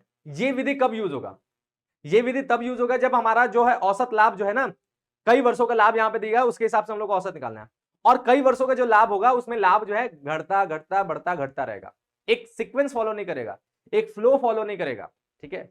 जैसे फ्लो दो तरीके हो सकते हैं, या तो बढ़ता हुआ, मतलब जिसको ट्रेंड भी कहते हैं, या तो बढ़ता हुआ ट्रेंड या तो घटता हुआ ट्रेंड। जब ट्रेंडिंग होगा लाभ में बढ़ता हुआ या घटता हुआ, तो वहां पे भारित औसत लाभ का प्रयोग होगा, समझना, भारित औसत लाभ जो इसके बाद वाला है। लेकिन जब लाभ क्या होगा, आगे पीछे ऊपर नीचे दाएं बाएं कैसे भी हो रहा है, मतलब घटना बढ़ना उसमें है, लेकिन निश्चित तरीके से नहीं है, कभी घट भी जा रहा है, कभी बढ़ भी जा रहा है, कभी घट भी जा रहा है, कभी बढ़ भी जा रहा है, तो वहां पे कौन सा विधि यूज होगा, सिंपल एवरेज प्रॉफिट। डन है बात, ठीक है। अभी एग्जांपल भी हम लोग देखेंगे, पहले फॉर्मूला समझ लो। तो सिंपल एवरेज प्रॉफिट के लिए हम लोग क्या कैसे यूज करते हैं, तो इसको हम लोग को निकालने के लिए जो फॉर्मूला यूज होता है वो कैसे होता है, सबसे पहले हम लोग क्या निकालते हैं, सबसे पहला काम हम लोग करते हैं कि हम लोग एवरेज प्रॉफिट निकालते हैं, ठीक है। सबसे पहला हम लोग जो निकालते हैं उसे हम लोग कहते हैं एवरेज प्रॉफिट। एवरेज प्रॉफिट निकालेंगे यानी औसत लाभ। और एवरेज प्रॉफिट का फॉर्मूला क्या होता है कि टोटल प्रॉफिट, जितना भी लाभ है जितने भी वर्षों का, उन सभी वर्षों के लाभ को हम लोग जोड़ करके टोटल प्रॉफिट निकाल देते हैं। टोटल प्रॉफिट यानी कुल लाभ, और बटे में क्या हो जाएगा, बटे में नंबर ऑफ ईयर्स, यानी जितने वर्षों का यहां पर लाभ है वो सारे वर्षों की संख्या हम लोग डाल देंगे, नंबर ऑफ ईयर्स, ठीक है। तो इस तरीके से हमारा जो है एवरेज प्रॉफिट आ जाता है। आपने एवरेज का फॉर्मूला पढ़ा होगा, औसत का, मीन का फॉर्मूला पढ़ा ना, क्या होता है कि आंकड़ों का योग बटे में आंकड़ों की संख्या। यहां पर आंकड़ा क्या है, डेटा क्या है, यहां पर डेटा जो है वो है लाभ, तो इसलिए लाभों का योग यानी कुल लाभ, और बटे में आंकड़ों की संख्या यानी जितने वर्ष का हमारा जो है लाभ है, यानी नंबर ऑफ ईयर्स। इस तरह से हमने एवरेज प्रॉफिट निकाली। और एवरेज प्रॉफिट जब निकल जाएगा तो दूसरे नंबर पर हमारा गुडविल निकल जाएगा। और गुडविल कैसे निकलता है, गुडविल निकलता है एवरेज प्रॉफिट, एवरेज प्रॉफिट में हम लोग गुणा कर देते हैं किसका, एक निश्चित संख्या का। एवरेज प्रॉफिट में एक निश्चित संख्या का हम लोग गुणा कर देते हैं, और वो निश्चित संख्या क्या होता है उसे हम लोग कहते हैं number of years purchase. Question में ये दिया रहेगा, इसके बारे में ज्यादा दिमाग नहीं लगाना है, यानी क्रय किए गए वर्षों की संख्या, नंबर ऑफ ईयर्स परचेज, ठीक है। क्रय किए गए वर्षों की संख्या हमारे क्वेश्चन में दिया रहेगा, उससे हम लोग गुणा कर देते हैं, बात डन है। एवरेज प्रॉफिट में नंबर ऑफ ईयर्स परचेज से हम लोग गुणा कर देते हैं, क्रय किए गए वर्षों की संख्या से गुणा कर देते तो हमारा आ जाता है ख्याति। अब ये क्रय किए गए वर्षों की संख्या क्या है, ये क्वेश्चन में सीधा सीधा लिखा रहेगा, या फिर कभी कभी क्या होता है प्रतिशत बोल देता है कि ख्याति जो है ना इतना प्रतिशत है, तो अगर प्रतिशत बोलेगा तो औसत लाभ का उतना प्रतिशत निकाल देना, अगर नम क्रय किए वर्षों की संख्या बोलेगा तो वो लिख देना, और कभी कभी गुना भी बोल देता है कि 2 गुना 3 गुना 4 गुना है, तो डायरेक्ट उतने से गुणा कर देना। डन है बात, ये तरीके से हमारा ख्याति निकलेगा। तो चलो एक न्यूमेरिकल से देख लेते हैं भाई, पूरा क्लियर हो जाएगा। न्यूमेरिकल देखो यहां पर पूरा क्लियर हो जाएगा भाई। न्यूमेरिकल क्या कहता है कि ख्याति का मूल्य निकालिए जबकि पिछले 5 वर्षों के औसत लाभ के 2 वर्षों के क्रय मूल्य पर ख्याति का मूल्यांकन किया जाता है, ठीक है। तो देखो अभी पढ़ करके इतना लाइन हमें क्या क्या मिला, सबसे पहला मिला नंबर ऑफ ईयर्स परचेज, ठीक है, नंबर ऑफ ईयर्स मिल गया, पहला नंबर ऑफ ईयर्स मिला पिछले 5 वर्षों का, 5 वर्ष नंबर ऑफ ईयर्स है, और नंबर ऑफ ईयर्स परचेज भी मिल गया, नंबर ऑफ ईयर्स परचेज भी मिल गया, कितना है, नंबर ऑफ ईयर्स परचेज की बात किया जाए तो यहां पर वो है कितना, 2 वर्ष, 2 वर्ष, ठीक है। आगे क्या बोले, पिछले 5 वर्षों में से 4 वर्षों के लाभ क्रम से इतना है। भाई साहब पिछले 5 वर्षों में से 4 वर्षों के लाभ, टोटल 5 वर्ष के लाभ होना चाहिए, लेकिन 4 वर्ष का लाभ क्यों दे रहा है। अच्छा लिख लेते हैं पहले 4 वर्ष का लाभ, 1 वर्ष हो गया, 2 वर्ष हो गया, 3 वर्ष हो गया, 4 वर्ष हो गया, 4 वर्षों का लाभ है, क्रमशः कितना कितना है देख लो, ठीक है, 4 वर्षों का। पहले वर्ष का लाभ है 15,000, ठीक है, दूसरे वर्ष का लाभ है 16,000, तीसरे वर्ष का लाभ है 19,000, और चौथे वर्ष का लाभ है हमारा 7,500। तो पहले 5 वर्षों में से 4 वर्षों का, देखो पिछले 5 वर्षों में से 4 वर्षों का लाभ हम लोग लिख लिए, और फिर क्या बोला है, तथा 1 वर्ष 5,000 रुपए की हानि हुई, अच्छा इसलिए ये 4 वर्षों का लाभ दिया, ठीक है। तो ये तो हो गया लाभ, ये क्या हो गया, ये हो गया लाभ, सारे के सारे ये लाभ हो गए 5 वर्ष 4 वर्ष के, लेकिन 1 वर्ष हानि हो गया, ठीक है। तो 1 वर्ष हानि हो गया, किस वर्ष हानि हो गया, 5वें वर्ष में। 5वें वर्ष में क्या हुआ, हमारा 5,000 का हानि हो गया, ठीक है। ये क्वेश्चन दे दिया, डन है बात। अब हमें ख्याति निकाल लेना है, तो ख्याति का फॉर्मूला हमने क्या बोला था, सिंपल एवरेज प्रॉफिट से जब हम लोग ख्याति निकालते हैं तो सबसे पहले क्या करते हैं, सबसे पहले हम लोग एवरेज प्रॉफिट निकालते हैं ना, सबसे पहले हम लोग क्या करते हैं, एवरेज प्रॉफिट निकालते हैं। और एवरेज प्रॉफिट का फॉर्मूला होता है total profit upon number of years. Total profit कितना हो जाएगा, तो देखो इनको जोड़ दो, यही ना टोटल होगा। तो ये हो गया 500, ठीक है, 6 5 11 19 20 20 7 27 का 7, हाथ से लगा 2 3 2 5, 57,500, 57,500। और ये 5,000 का लॉस, ये क्या होगा, प्लस होगा कि माइनस होगा? अगर हमें कुल लाभ चाहिए, 5 वर्षों में हमने टोटल कितना लाभ कमाया, तो सीधी सी बात है लाभ को जोड़ोगे और हानि क्या होगा, हानि माइनस होगा ना हटाने के लिए, क्योंकि हानि तो लाभ को कम करता है ना। तो फिर इसमें से हम लोग क्या करेंगे, 5,000 का ये जो लॉस माइनस कर देंगे, यानी कितना आया, 52,500। ये हमारा आ गया टोटल प्रॉफिट, ठीक है। तो इसीलिए हम लोग एवरेज प्रॉफिट निकालते समय कितना लिखेंगे, 52,500, और बटे में नंबर ऑफ ईयर्स कितना हो जाएगा, 5 वर्षों का आंकड़ा है, हम लोग यहाँ पे निकाले भी है, तो बटे में हो गया 5। अब 5 से इसको कट कर देंगे, तो 5 एकम 5, 2 5 से छोटा है इसलिए 0 लगा दो, फिर 2 और 5 25 हो गया, 50 25 का 5, हाथ से लगा जो है 50 25 पूरा कट गया, और उसके बाद लास्ट का 2 0, ठीक है। यानी 10,500 हमारा क्या आ गया, एवरेज प्रॉफिट, 10,500 एवरेज प्रॉफिट आ गया। फिर गुडविल निकाल दो, तो गुडविल बराबर क्या होता है, गुडविल बराबर हो जाता है average profit multiply by number of years. Average profit है 10,500, और नंबर ऑफ ईयर्स कितना है, नंबर ऑफ ईयर्स यहाँ पे 2 है, लिखा है 2 वर्षों का क्रय, तो 2 से गुणा कर दो। जैसे ही 2 से गुणा किया तो कितना हो जाएगा, 3 0, यहां से लगा 1, तो लिख दिया 1 और 2, 21,000 रुपए, 21,000 रुपए हमारा गुडविल आ गया। डन है बात, क्लियर है, समझ में आ गया, बढ़िया। तो ये बात हो गया, ये हो गया एक क्वेश्चन। अगला क्वेश्चन हम लोग थोड़ा सा देख लें, चलो अगला क्वेश्चन क्या कहता है, थोड़ा सा समझो, इसमें कुछ बोल रहा है क्या, कुछ अलग बात कह रहा है क्या, ध्यान से देखते हैं, हो जाना चाहिए, समझ में आ जाना चाहिए। देखो अगले क्वेश्चन में क्या कहता है, यहां पर कुछ तो बात बता रहा है, बोला जा रहा है क्या कि x और y 2:1 के अनुपात में जो है ना अपना लाभ हानि का विभाजन करने वाले साझेदारी फर्म में साझेदार, ठीक है। तो ये ओल्ड रेशियो हो गया। अब ये क्यों दिया है, कुछ काम है क्या इसका, देखो ख्याति के मूल्यांकन में इसका कोई काम नहीं है, दिया है तो हम बस आपको पढ़ के बता रहे हैं। और वे 1 अप्रैल 2021 को जो है ना जेड को 1/5 भाग के लिए साझेदारी में लेने का निर्णय करते हैं। अच्छा ये इसलिए दिया है ना बस दिखाने के लिए कि ख्याति के मूल्यांकन बहुत सी दशाएं उसकी है ना। ख्याति मूल्यांकन की दशाएं क्या है, जब भी फर्म का पुनर्गठन होगा, जब भी फर्म का पुनर्गठन होगा तो ख्याति का मूल्यांकन होगा। अब आप बोलोगे सर ये फर्म का पुनर्गठन क्या है, जस्ट इसके बाद वाले चैप्टर में आपको वो पॉइंट समझ में आएगा, ठीक है, कि फर्म का पुनर्गठन क्या होता है। तो जब भी फर्म का पुनर्गठन होगा ख्याति का मूल्यांकन होगा, जैसे नए साझेदार का प्रवेश एक फर्म का पुनर्गठन है, इसलिए ख्याति का मूल्यांकन यहाँ पे हो, ठीक है, ये बात बोल रहा है। तो बोलता क्या है कि वे 1 अप्रैल 2021 को जो है जेड को 1/5 भाग के लिए साझेदारी में लेने का निर्णय करते हैं, और इस उद्देश्य के लिए ख्याति का मूल्य विगत 3, विगत यानी पिछला, गत यानी, ठीक है, गत यानी पिछला, विगत यानी पिछला, तो पिछला का बात बोला है, तो विगत 3 या 4, ये देखो क्या बोला है, विगत 3 या 4 यानी पिछला 3 या पिछले 4, ठीक है, पिछला 3 या पिछले 4 वर्षों के औसत वार्षिक लाभ जो भी अधिक हो, समझो बात क्या बोला है, पिछला 3 या पिछला 4 उन दोनों का औसत लाभ निकालो, और उन दोनों औसत लाभ में जो भी अधिक हो, जो भी अधिक हो उसके 150% होनी चाहिए। वाह, क्वेश्चन देख रहे हो कितना मजेदार है। बोला है कि आपको जो ख्याति होगा, ख्याति कैसे पता चलेगा, या तो पिछला 3 या पिछला 4 वर्षों का जो भी औसत लाभ होगा, उन औसत लाभ में से जो भी अधिक वाला औसत लाभ होगा उसी का 150% करोगे, वही हमारा ख्याति आएगा। और इसलिए यहां पर डेटा में 4 वर्षों का लाभ दे दिया, पिछले 4 वर्षों का। तो देखो ये पहले वर्ष का लाभ हो गया 18 का, 2018 का 1,80,000, 2019 का लाभ हमारा कितना हो गया 2 लाख, 2020 का लाभ हमारा कितना हो गया 2,30,000, और 2021 का लाभ कितना हो गया 50,000, ठीक है। हम इसको थोड़ा सा शॉर्टकट में लगा रहे हैं, आप थोड़ा समझना। विगत 3 वर्षों का बोलेगा, विगत 3 या पिछले 3, तो पिछले 3 में हम लोग किस 3 को लेंगे, किसको छोड़ेंगे, हम लोग इसको छोड़ेंगे या इसको छोड़ेंगे, बताओ। पिछला 3 अगर लेना है, अभी से अगर पिछला 3 जाना होगा तो किसको लेना है, किसको छोड़ना होगा, तो सीधी सी बात है पिछला 3 में हमारा सबसे पहले ये आएगा, ठीक है, फिर ये आएगा, फिर ये आएगा, ये पिछला 3 है। यानी इन तीनों लाभों को जोड़ोगे तो ये हमारा 3 वर्षों का कुल लाभ होगा। और अगर 4 वर्षों का कुल लाभ चाहिए तो 4 वर्षों के कुल लाभ के लिए आपको क्या करना होगा, ये चारों को जोड़ना होगा, तब हमारा आएगा। डन है बात, समझ में आ रहा है ना। तो चलो हम लोग पहले क्या करते हैं, इनका हम लोग एवरेज प्रॉफिट निकालते हैं, ठीक है। तो लास्ट 3 इयर्स, ठीक है, लास्ट 3 इयर्स एवरेज प्रॉफिट यहां पे निकाल लें, ठीक है, और यहां पे लास्ट 4 इयर्स एवरेज प्रॉफिट,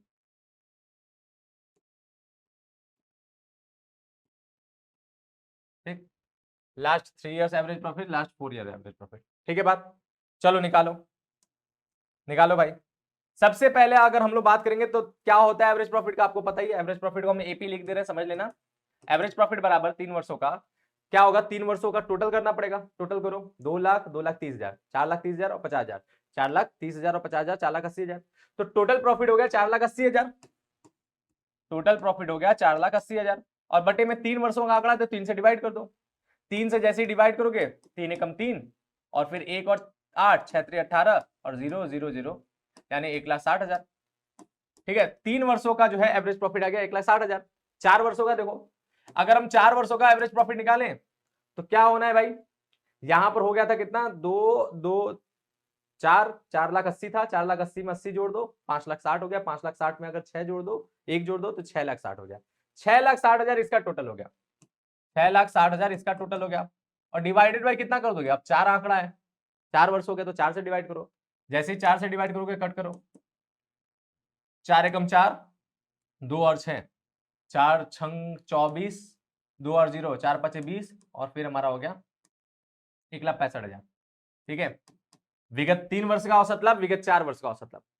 क्या बोला था, दोनों में जो अधिक होगा उसी पे ख्याति का मूल्यांकन होगा। अब बताओ ख्याति का मूल्यांकन इन दोनों में से किस पे होगा, बताओ भाई, इन दोनों में कौन ज्यादा है, इन दोनों में कौन ज्यादा है, ये ज्यादा है ना, तो ख्याति का मूल्य किस पे निकलेगा, इस पे निकलेगा ना। तो फिर गुडविल बराबर क्या हो जाएगा, देखो फिर हमारा गुडविल बराबर हो जाएगा, ठीक है, गुडविल बराबर क्या हो जाएगा, 1,65,000 मल्टीप्लाई बाय कितना, 150%। ख्याति कितना निकल रहा है, 150% निकल रहा है, कोई नंबर ऑफ ईयर्स नहीं है। ठीक है, तो 150% कर दोगे, तो 150% के लिए यहाँ पे 150, और जब भी परसेंटेज का रेट होता है उसके बटे में 100 होता है, तो 100, 0 से 0 कट गया, 0 से 0 कट गया। ठीक है, डन है बात। अब 15 से सब गुणा कर दो, तो पहले तो 2 0 साफ साफ है, फिर 15 का पहाड़ा 5 बार पढ़ेंगे तो 15 5 से कितना होता है, 15 15 30 या 15 चौके 60 पूरे 75, 75 75 का 5 हासिल लगा 7, और फिर क्या होगा, 15 छक्का 90, 90 और 7, 90 7 हो गया हमारा 97, 97 का 7 हासिल लगा 9, और 15 कम 15, 15 9 कितना हो गया, 9 5 14 यानी 2,24,000, 2,47,500, 2,47,500 यहां पर हमारा क्या हो गया, इसकी ख्याति होगी। डन है बात, ये दोनों क्वेश्चन क्लियर है। तो देखो ये हो गया नॉर्मल, एक औसत लाभ निकालने का एक नॉर्मल क्वेश्चन। अब हम कुछ बात आपको और बताने जा रहे हैं, ठीक है, कुछ पॉइंट और समझ लो औसत लाभ से रिलेटेड जितना भी हम, देखो सारी बात आपको बताना है, क्वेश्चन में कोई भी चीज छोड़ेंगे नहीं, सारे के सारे हर एक एक पॉइंट्स आपको क्लियर हो जाए, हर तरह के क्वेश्चन आपको आ जाए, वैसा हम टाइप का आपको ये लेक्चर लेकर चल रहे हैं। वन शॉट में कोई कंजूसी नहीं कर रहे हैं कि वन शॉट है तो भैया इंपॉर्टेंट ले चलो, सारी बातें ले चल रहे हैं जो जो एग्जाम में पूछे जा सकते हैं, है ना बात। इसीलिए बार बार बोलते हैं कि भाई खुद भी पढ़ो और जो पढ़ने वाले हैं उनको भी पढ़ाओ, है ना बात। मास्टर हो जाओ आप सभी, बोर्ड में एकदम धुआंधार परफॉर्मेंस करो, खूब झंडे गाड़ो, खूब नाम रोशन करो, ठीक है, अपना अपने परिवार का। बात डन है। तो चलो भाई अब हम बात करते हैं कि अगला क्या बात है। तो देखो कभी कभी क्या होता है, यहां पर समझने वाली बात है कि हमारा जो आंकड़े होते हैं ना, जो मदें होते हैं, वो 2 प्रकार की होती है। हमारे व्यापार में जो मदें होती हैं वो 2 प्रकार की होती है, एक होती है सामान्य, ठीक है, और दूसरी होती है असामान्य। सामान्य और असामान्य, ये 2 प्रकार की मदें होती है, जिसको हम लोग ऐसे कहते हैं नॉर्मल, या फिर हम लोग कहते हैं एबनॉर्मल। 2 प्रकार की चीजें होती है। तो हमें जब लाभ निकालना रहता है ना, हम लोग जिस लाभ से हम लोग अपना क्या करते हैं, अपना ये औसत लाभ निकालते हैं ना, वो हमेशा सामान्य मदे वाली लाभ होनी चाहिए, सामान्य लाभ होनी चाहिए। बात समझ में आ रहा है, सामान्य मदे वाली लाभ होनी चाहिए, सामान्य जो है चीजें होनी चाहिए। लेकिन अब बोलोगे सर ये सामान्य असमान है क्या, तो व्यापार में 2 तरह की घटनाएं घटित होती हैं, उसी के हिसाब से काम होता है। एक होता है सामान्य घटनाएं, सामान्य चीजें वो होती है जो व्यापार में रेगुलर का काम है। व्यापार रेगुलर क्या काम करता है, सामान खरीदता है, सामान बनाता है, सामान को बना करके बेचता है, उससे प्रॉफिट कमाता है, यही उसके रोज का काम होता है ना बात। व्यापार का जो सामान्य संचालन होता है, व्यापार का जो रेगुलर जो काम होता है, वो व्यापार का क्या है, सामान्य घटनाएं, सामान्य मदे, सामान्य संचालन, सामान्य लाभ, उनसे रिलेटेड, ठीक है। अब असामान्य चीजें क्या होता है, जो व्यापार में कभी कभी अचानक किसी विशेष परिस्थिति, विशेष घटना की वजह से होता है, समझ रहे हो बात। जब व्यापार में कभी कभी कोई विशेष घटना, विशेष परिस्थिति, विशेष चीजों की वजह से कोई चीजें होता है, उसे हम लोग कहते हैं असामान्य। जैसे एग्जांपल के तौर पे, जैसे एग्जांपल के तौर पे संपत्ति बेच दिया, कैसा चीज है, सामान्य है। असामान्य है ना, संपत्ति बेचना काम थोड़ी ना है व्यापार का, व्यापार का काम माल बेचना है, ठीक है। जैसे मान लो आग लग गया, सामान्य है, असामान्य है। चोरी हो गया, सामान्य बात है, असामान्य है। तो इस प्रकार की कोई चीजें जो अचानक हो जाता है, विशेष परिस्थिति में विशेष घटनाएं होता है, तो वो सारी चीजें असामान्य होता है। तो असामान्य चीजें समझ में आया, सामान्य चीजें समझ में आया, ठीक है बात। अब ध्यान दो, इसको कैसे हम लोग कैलकुलेट करते हैं, क्या नियम है, ध्यान रखो। सामान्य चीजों में सीधा सीधा काम होता है, सामान्य चीजों में क्या होता है, सीधा काम होता है, सीधा, ठीक है। सामान्य चीजों में सीधा काम होता है। अब ये सीधा काम क्या होता है, तो समझो, सीधा काम का मतलब ये है कि अगर सामान्य है ना, अगर सामान्य है कोई, अगर वो सामान्य मदों वाला अगर कोई आय है, ठीक है, या कोई लाभ है, आय या लाभ होगा सामान्य वाला, तो उसे क्या करेंगे, उसे हम लोग जोड़ेंगे, ठीक है, उसे हम लोग जोड़ेंगे, सामान्य है तो, ठीक है। और क्योंकि लाभ और आय पॉजिटिव फिगर है भाई, अच्छी बात है, पॉजिटिव फिगर इसलिए जोड़ेंगे। और फिर क्या होगा हमारा जो है, अगर हमारा व्यय है या कोई हानि है सामान्य वाला, तो उसे हम लोग क्या करेंगे, उसे हम लोग घटाएंगे, क्योंकि व्यय और हानि क्या निगेटिव फिगर है भाई, निगेटिव चीज है, तो उसे हम लोग घटाएंगे। धन्यवाद। फिर इसी तरह देखो क्या है, फिर इसी तरह अगर हम इसकी बात करें, अगर हम इसकी बात करें किसका, असामान्य का, तो असामान्य में क्या होगा, हमें असामान्य में ऐसा उल्टा काम होगा, उल्टा काम होगा। अब ये उल्टा क्या होगा, उल्टा करने का मतलब आप समझ गए होगे, जब सीधा का मतलब समझ गए यहां पे, तो उल्टा का मतलब अपने आप समझ गए क्या, कि अगर कोई व्यय या हानि है, ठीक है, तो होने को तो ये निगेटिव फिगर है, व्यय और हानि होने को तो निगेटिव फिगर है, लेकिन क्योंकि ये असामान्य है, इसीलिए इसको क्या करेंगे, इसको हम लोग जोड़ेंगे। क्यों, क्योंकि हमें इसको निकालना है बाहर, जो लाभ दिया है उसमें असामान्य चीजें घुसी हुई हैं, तो उनको हमें बाहर निकालना है, इसलिए विपरीत जब करेंगे तभी तो बाहर आएगा, उल्टा करेंगे तभी तो बाहर आएगा, है ना बात। तो इसीलिए क्या करेंगे, व्यय और हानि को जोड़ेंगे, ठीक है। और इसी तरह हमारा क्या होगा, जो आय और लाभ होगा, होने को तो ये पॉजिटिव फिगर है, लेकिन आय और लाभ क्या होगा, इसको हम लोग क्या करेंगे, घटाएंगे, ताकि विपरीत हो जाए, विपरीत होकर उस लाभ में से असमान वाला घटक बाहर आ जाए, और हमारा जो लाभ बचे वो एडजस्टेड प्रॉफिट, वो सामान्य वाला लाभ बचे। धन्यवाद, समझ में आया, बोलो क्लियर है ना। चलो इसको जो है एक एग्जांपल से समझते हैं, अपने आप सारी बातें क्लियर हो जाएगा। एग्जांपल देख लो भाई, एग्जांपल क्या कह रहा है, एग्जांपल कह रहा है कि 1 अप्रैल 2021 को प्रभाव से राधा ने जो है मुरली को व्यवसाय का क्रय किया, राधा मुरली का व्यवसाय क्रय कर लिया, ठीक है। और यह तय हुआ कि ख्याति का मूल्यांकन जो है ना, गत 3 वर्षों, गत 3 वर्ष यानी पिछले 3 वर्ष के सामान्य औसत लाभों के 2 वर्षों के क्रय के आधार पर किया जाना है। नंबर ऑफ ईयर्स परचेस 2 दे दिया, ठीक है। सामान्य औसत लाभ निकालना है, यानी कोई भी असामान्य चीज है उसे रिवर्स कर जाना है, ठीक है। और उसके बाद क्या बोला, ये पिछले 3 वर्षों का लाभ दिया, यानी नंबर ऑफ ईयर्स यहाँ पे 3 दिया, ठीक है। फिर बोला कि मुरली के व्यापार का गत 3 वर्षों का लाभ निम्नानुसार था। मुरली का व्यापार है 3 वर्षों का लाभ है। पहला क्या बोला है, पहला बोला है प्रथम वर्ष की 70,000 रुपए का क्या है, 70,000 रुपए का लाभ है, लेकिन इस लाभ में क्या बोला है कि 15,000 का असामान्य प्राप्ति सहित, ठीक है। प्राप्ति हमारा क्या है, रिसीव, यानी आय की बात कर लो, असामान्य है, बताओ जोड़ेंगे कि घटाएंगे। असामान्य आय क्या करेंगे, जोड़ेंगे कि घटाएंगे, असामान्य आय क्या होगा, घटेगा, यानी ये आइटम क्या होगा, ये आइटम हमें माइनस होगा। धन्यवाद, क्लियर है।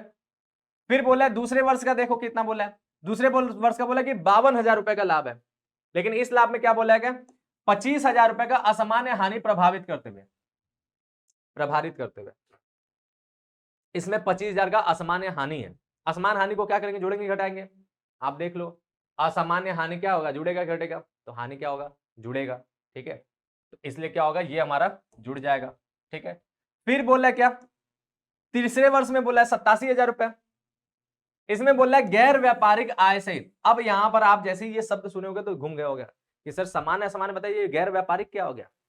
भाई सीधी सी बात है, हमने क्या बोला था, जो व्यापार से संबंधित चीजें हैं वो सामान्य हैं, और जो व्यापार से संबंधित नहीं है वही तो असामान्य है। यही ना बोला था, व्यापार के समान संचालन से संबंधित चीजें समान होता है, और विशेष विशेष चीजें होता है जो व्यापार से संचालन से संबंधित नहीं होता वही असामान्य है। यानी जो ये गैर व्यापारिक आय है वो कैसा आय है, असामान्य आय है। कंफ्यूज करने के लिए शब्द देखो घुमा देता है, ठीक है, ये असामान्य है। अब इसको क्या करेंगे, आय है, जुड़ेगा कि घटेगा, बताओ। आय होता है पॉजिटिव, लेकिन होगा क्या, ये घटेगा, इसे हम लोग घटाएंगे, ठीक है, ये घट गया। तो इसको फाइनल करने के बाद यहां पर जो आएगा उसे हम लोग क्या कहेंगे, उसे हम लोग कहेंगे एडजस्टेड प्रॉफिट या फिर नॉर्मल प्रॉफिट। हम इसको एडजस्टेड प्रॉफिट कहते हैं कि एडजस्टमेंट के बाद हमारा ये प्रॉफिट आ रहा है, ठीक है। तो हम इसे क्या कहेंगे, एडजस्टेड प्रॉफिट आ गया। और इसी प्रॉफिट को लेकर के हम लोग क्या करेंगे, क्वेश्चन को सॉल्यूशन करेंगे। एडजस्टेड प्रॉफिट कितना आ गया, 70,000 में से 15,000 गया, कितना हो जाएगा, 70 में से 10 गया तो 60, 60 में से 5 गया तो 55, 55,000 हो गया, ठीक है। फिर इसका 52,000 है, उसमें 25,000 जुड़ गया, तो 50 और 25 75, 75 2 77, ये हो गया 77,000, ठीक है। और फिर इसके बाद 87,000 में से 9,000 घट गया, तो 87 में से 7 गया तो 80, 80 में से 2 गया तो 78, 78,000 हो गया। ठीक है, ये हो गया हमारा एडजस्टेड प्रॉफिट।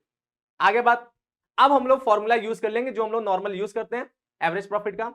क्या होगा, total profit upon number of years, ये हो जाएगा एवरेज प्रॉफिट, और उस पर गुडविल निकालेंगे। तो एवरेज प्रॉफिट के लिए हम लोग जो है क्या यूज करते हैं, टोटल प्रॉफिट निकालते हैं ना, तो चलो इसी प्रॉफिट को हम लोग टोटल करेंगे, यही हमारा टोटल प्रॉफिट होगा। अब औसत लाभ निकालने के लिए एडजस्टेड प्रॉफिट का यूज करेंगे, ना कि ये वाला प्रॉफिट का।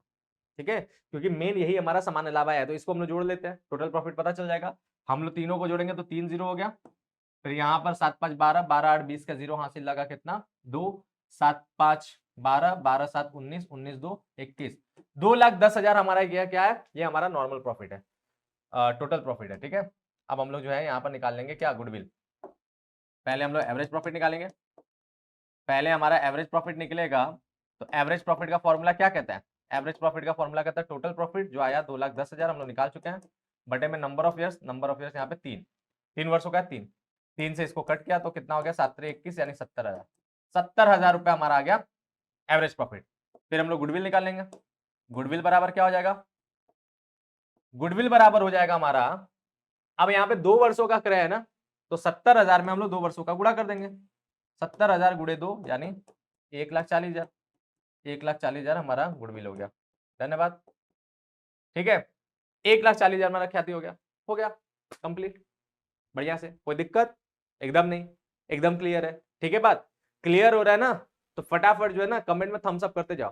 पहला क्वेश्चन क्लियर तो पहला लिख करके थम्स अप कर देना, दूसरा क्वेश्चन क्लियर तो दूसरा लिख करके थम्स अप कर देना, ताकि हमें भी पता चले कि मेरे बच्चे जो पढ़ रहे हैं, हम जो क्वेश्चन बता रहे हैं कहां पे उनको क्लियर हो रहा है और कहां पे उनको डाउट है ना बात।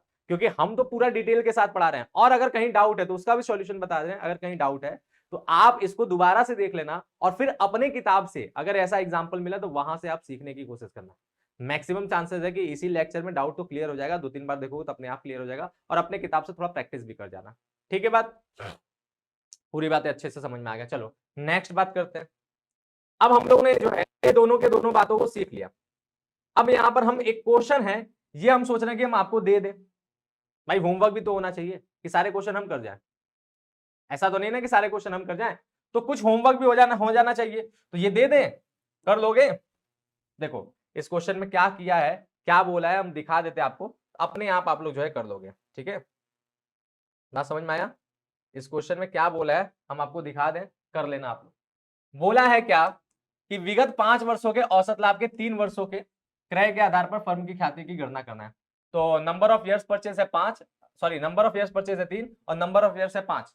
यहां पर जो है दिया हुआ है 5 वर्षों का लाभ, 2016-17 में 4 लाख का लाभ है, 2017-18 में 5 लाख का लाभ है, 2018-19 में 60,000 का हानि है। ओ भाई यहाँ पे हानि है, नेगेटिव फिगर। ठीक है, और फिर 2019-20 में 1.5 लाख का लाभ है, और 2020-21 में 2.5 लाख का लाभ है। ठीक है, बात समझ में आ गया। आगे क्या क्या रहा है, आगे समायोजन यानी अतिरिक्त सूचना में हमारा क्या बोला है कि 1 जनवरी 2019 को आग लगी। आग लगना कौन सी घटना है, सामान्य की असामान्य, सोच लो।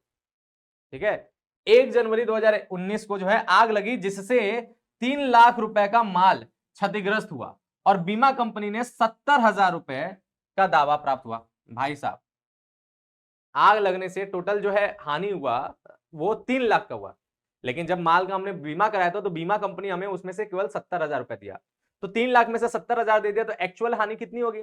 तो भाई जो एक्चुअल लॉस हो गया, लॉस बाय फायर, ठीक है, लॉस बाय फायर अगर हम एक्चुअल बताएं तो वो कितना हो गया, वो हमारा हो गया 3 लाख में से 70,000 गए, यानी 2,30,000। तो ये 2,30,000 का हमारा हानि हो गया। अब ये 2,30,000 का हानि कौन सा हानि है, नॉर्मल की एबनॉर्मल, कौन सा हानि है, सीधी सी बात है, ये हमारा हो गया एबनॉर्मल लॉस, है ना बात, ये हो गया हमारा एबनॉर्मल लॉस। अब ये एबनॉर्मल लॉस जुड़ेगा कि घटेगा, क्या होगा, एबनॉर्मल है, उल्टा काम करते हैं, यानी ये क्या होगा, ये जुड़ेगा। ठीक है, लेकिन ये तो पता चल गया जुड़ेगा, लेकिन किस, यहां पे तो 5-5 साल है ना, कौन से लाभ में जुड़ेगा। तो 1 जनवरी 2019 ये किस ईयर में आएगा, इसमें आएगा, इसमें आएगा, इसमें आएगा, इसमें आएगा, इसमें आएगा, किसमें आएगा, 1 जनवरी 2019 किसमें आएगा। तो यहां पे बच्चे बड़ा कंफ्यूज रहता है। देखो अकाउंटिंग पीरियड चलता है 1 अप्रैल से 31 मार्च, ठीक है, यानी अगर ये पीरियड बोला है तो 1 अप्रैल 2016 से 31 मार्च 2017 तक, फिर ये पीरियड देखा जाए तो 1 अप्रैल 2017 से 31 मार्च 2018 तक, ये पीरियड देखा जाए तो 1 अप्रैल 2018 से 31 मार्च 2019 तक। तो 1 जनवरी 2019 इसी में आएगा ना, आएगा कि नहीं इसी में आएगा। ठीक है, तो यहां पर हमें पता चल गया कि यहां पर ये जो है जुड़ेगा, जुड़ने की बात बोल रहा है। अब देखो, हानि हमारा निगेटिव फिगर होता है, हानि हमारा निगेटिव फिगर होता है, और यहां पर जुड़ने की बात बोल रहा है, यानी ये पॉजिटिव फिगर है। तो प्लस माइनस क्या हो जाएगा, प्लस माइनस माइनस। तो 2,30,000 में से ये 60,000 माइनस करने के बाद जो आएगा वो क्या होगा, वो एक्चुअल में प्रॉफिट हो जाएगा। यहां भले ही हानि दिखा रहा है, तो ये पहले से नेगेटिव फिगर है, लेकिन यहां पर 2,30,000 क्या है, यहां पर 2,30,000 पॉजिटिव फिगर है। ठीक है, तो जब माइनस में से प्लस माइनस माइनस हो गया और इन दोनों को जब एडजस्ट कर लिए, तो एडजस्ट करने पर हमारा कितना आ रहा है, 2,30,000 में से 60 गया तो 1,70,000। तो ये 1,70,000 हमारा क्या हो जाएगा, ये 1,70,000 हमारा ना कि लॉस होगा बल्कि प्रॉफिट होगा। ठीक है, ये 1,70,000 हमारा प्रॉफिट हो जाएगा। डन है, बात समझ में आया। तो एडजस्टेड प्रॉफिट तीसरे साल के लिए 1,70,000 होगा, कोई हानि नहीं, यानी नेगेटिव फिगर गया। अगला बात क्या बोलता है, अगला बात बोलता है कि 31 मार्च 2021 को समाप्त होने वाले वर्ष के दौरान फर्म को 80,000 रुपए का अप्रत्याशित कर रिफंड मिला। अप्रत्याशित, सोचा भी नहीं था, मिल गया कर रिफंड, टैक्स रिफंड। तो टैक्स रिफंड मिलना क्या सामान्य बात है, अप्रत्याशित लिख दिया तो ऐसे भी समझ लो क्या सामान्य है ना बात। तो ये मिला आपका एक आय हो गया, और ये आय कैसा है, ये एबनॉर्मल है। ठीक है, एबनॉर्मल इनकम है। अब ये एबनॉर्मल इनकम है तो इसको क्या करना है, जोड़ना है कि घटाना है, बताओ। होने को तो ये पॉजिटिव फिगर दिख रहा है, लेकिन क्योंकि ये एबनॉर्मल है इसलिए इसको क्या करेंगे, इसलिए इसको घटाएंगे। 80,000 हमारा घटेगा किसमें, 31 मार्च 2021। 31 मार्च 2021 किस में आ जाएगा, सीधी सी बात है लास्ट वाले में आ जाएगा। लास्ट वाले में हम लोग 80,000 क्या करेंगे, माइनस करेंगे। ठीक है, 80,000 माइनस कर दे तो कितना आ गया, 2,50,000 में से 80,000 गया तो कितना आ जाएगा भाई, 50 गया तो हो गया 2,00,000, और 30 गया तो हो गया 1,70,000। 1,70,000 ये भी हो जाएगा। ठीक है, हाँ 1,70,000 ये भी हो जाएगा। ठीक, बाकी किसी में कुछ नहीं बोला है, ये 4,00,000 का 4,00,000 रहेगा, ये 5,00,000 का 5,00,000 रहेगा, ये 1,70,000 हो गया, ये 1,50,000 का 1,50,000 रहेगा, ये 1,70,000 जाएगा। जोड़ लेना, एडजस्टेड प्रॉफिट आ गया, जोड़ के उसके बाद आप लोग क्या करोगे, गुडविल निकाल लोगे। तो ये क्वेश्चन होमवर्क हो गया, कर लोगे ना भाई, सीधी सी बात है, हमने सारी बातें तो बता ही दिया, एडजस्टमेंट कौन सा चीज क्या होगा। ये जो है जुड़ेगा, 1,70,000 हो गया जुड़ने की वजह से, और ये जो है घटेगा, घटने की वजह से 1,70,000 हो जाएगा। बाकी किसी प्रॉफिट में कोई चेंज नहीं है, सब एडजस्टेड प्रॉफिट लिख करके जोड़ लेना, टोटल प्रॉफिट आ गया। टोटल प्रॉफिट को क्या करना है, एवरेज निकालना 5 से डिवाइड करके, और जब एवरेज आ जाएगा तो उसको फिर 3 से गुणा करके ख्याति निकाल लेना, हो गया बात। डन है, कर लोगे। चलो, तो ये बात हो गया। चल, अब ये क्वेश्चन भी है, इस क्वेश्चन को भी देख ले, देख लेना, इस क्वेश्चन को भी देख लें, ये क्वेश्चन भी आप समझ लो भाई कि कैसे होगा, क्या होगा। आना चाहिए, कुछ ऐसा ना हो कि छूट जाए, कुछ ऐसा नहीं। A to Z सारी बातें आना चाहिए, सब कुछ आपको सिखाना है, हर तरह का क्वेश्चन देख रहे हो ना, इसलिए देखो कितना क्वेश्चन करा दिए। अभी सिंपल एवरेज चल रहा है, अभी वेटेज एवरेज बाकी है ना बात, उसके बाद अभी अधिलाभ बाकी है, उसके बाद अभी पूंजीकरण बाकी है, कितना चीज बाकी है, लेकिन फिर भी देखो बढ़िया से प्रैक्टिस करो। अब यहां पर क्या बोला कि अरुण ने 1 अप्रैल 2021 को वरुण का व्यापार क्रय किया, और यह तय हुआ कि ख्याति का मूल्य विगत अंतिम, विगत लगा दिया फिर अंतिम भी लगा दिया, विगत अंतिम 4 वर्षों के सामान्य लाभों के औसत के 3 वर्षों के क्रय के आधार पर किया जाना है। ठीक है, और पिछले 4 वर्षों का यहाँ पे लाभ दे दिया गया है, कौन कौन सा है भैया, अरुण के व्यापार का। तो पिछले 4 वर्षों का लाभ में देखा जाए, 2018 का लाभ जो है 27,000 है, 2019 का लाभ जो है 48,000 है, 2020 का लाभ जो है 54,000 है, और 2021 का लाभ जो है 66,000 है। ठीक है, ये लाभ दे दिया। आगे क्या बोल रहा है, आगे बोलता है कि आपको निम्न सूचनाएं दी गई हैं। यहाँ पे 3 एडजस्टमेंट। सबसे पहला एडजस्टमेंट क्या बोला है कि 31 मार्च 2018 को समाप्त वर्ष के दौरान एक परिसंपत्ति यानी एक संपत्ति 3,000 रुपए के लाभ पर बेची गई थी। संपत्ति को बेच करके लाभ कमाया, तो ये लाभ कौन सा लाभ होगा, नॉर्मल कि एबनॉर्मल। संपत्ति को बेचना नॉर्मल बात है कि एबनॉर्मल बात है, एबनॉर्मल बात है, यानी ये लाभ कैसा लाभ है, ये हो गया एबनॉर्मल लाभ। ठीक है, एबनॉर्मल प्रॉफिट। अब एबनॉर्मल प्रॉफिट है तो बढ़ेगा कि घटेगा, जुड़ेगा कि माइनस होगा, बताओ। तो सीधी सी बात है, एबनॉर्मल प्रॉफिट है ना, इसलिए माइनस होगा, तो घटने वाला आइटम है। फिर बोलता है कि 31 मार्च 2019 को समाप्त वर्ष के दौरान एक मशीन दुर्घटना में नष्ट हो गई। लो भाई, गया मशीन, दुर्घटना हुआ, मशीन गया, नष्ट हो गया, और 9,000 रुपए लाभ हानि खाते में हानि के रूप में अपलिखित किए गए। अब देखो, एक मशीन दुर्घटना में नष्ट हो गया था और मशीन की जो हानि हुआ 9,000 को, उसको हम लाभ हानि खाते में लिख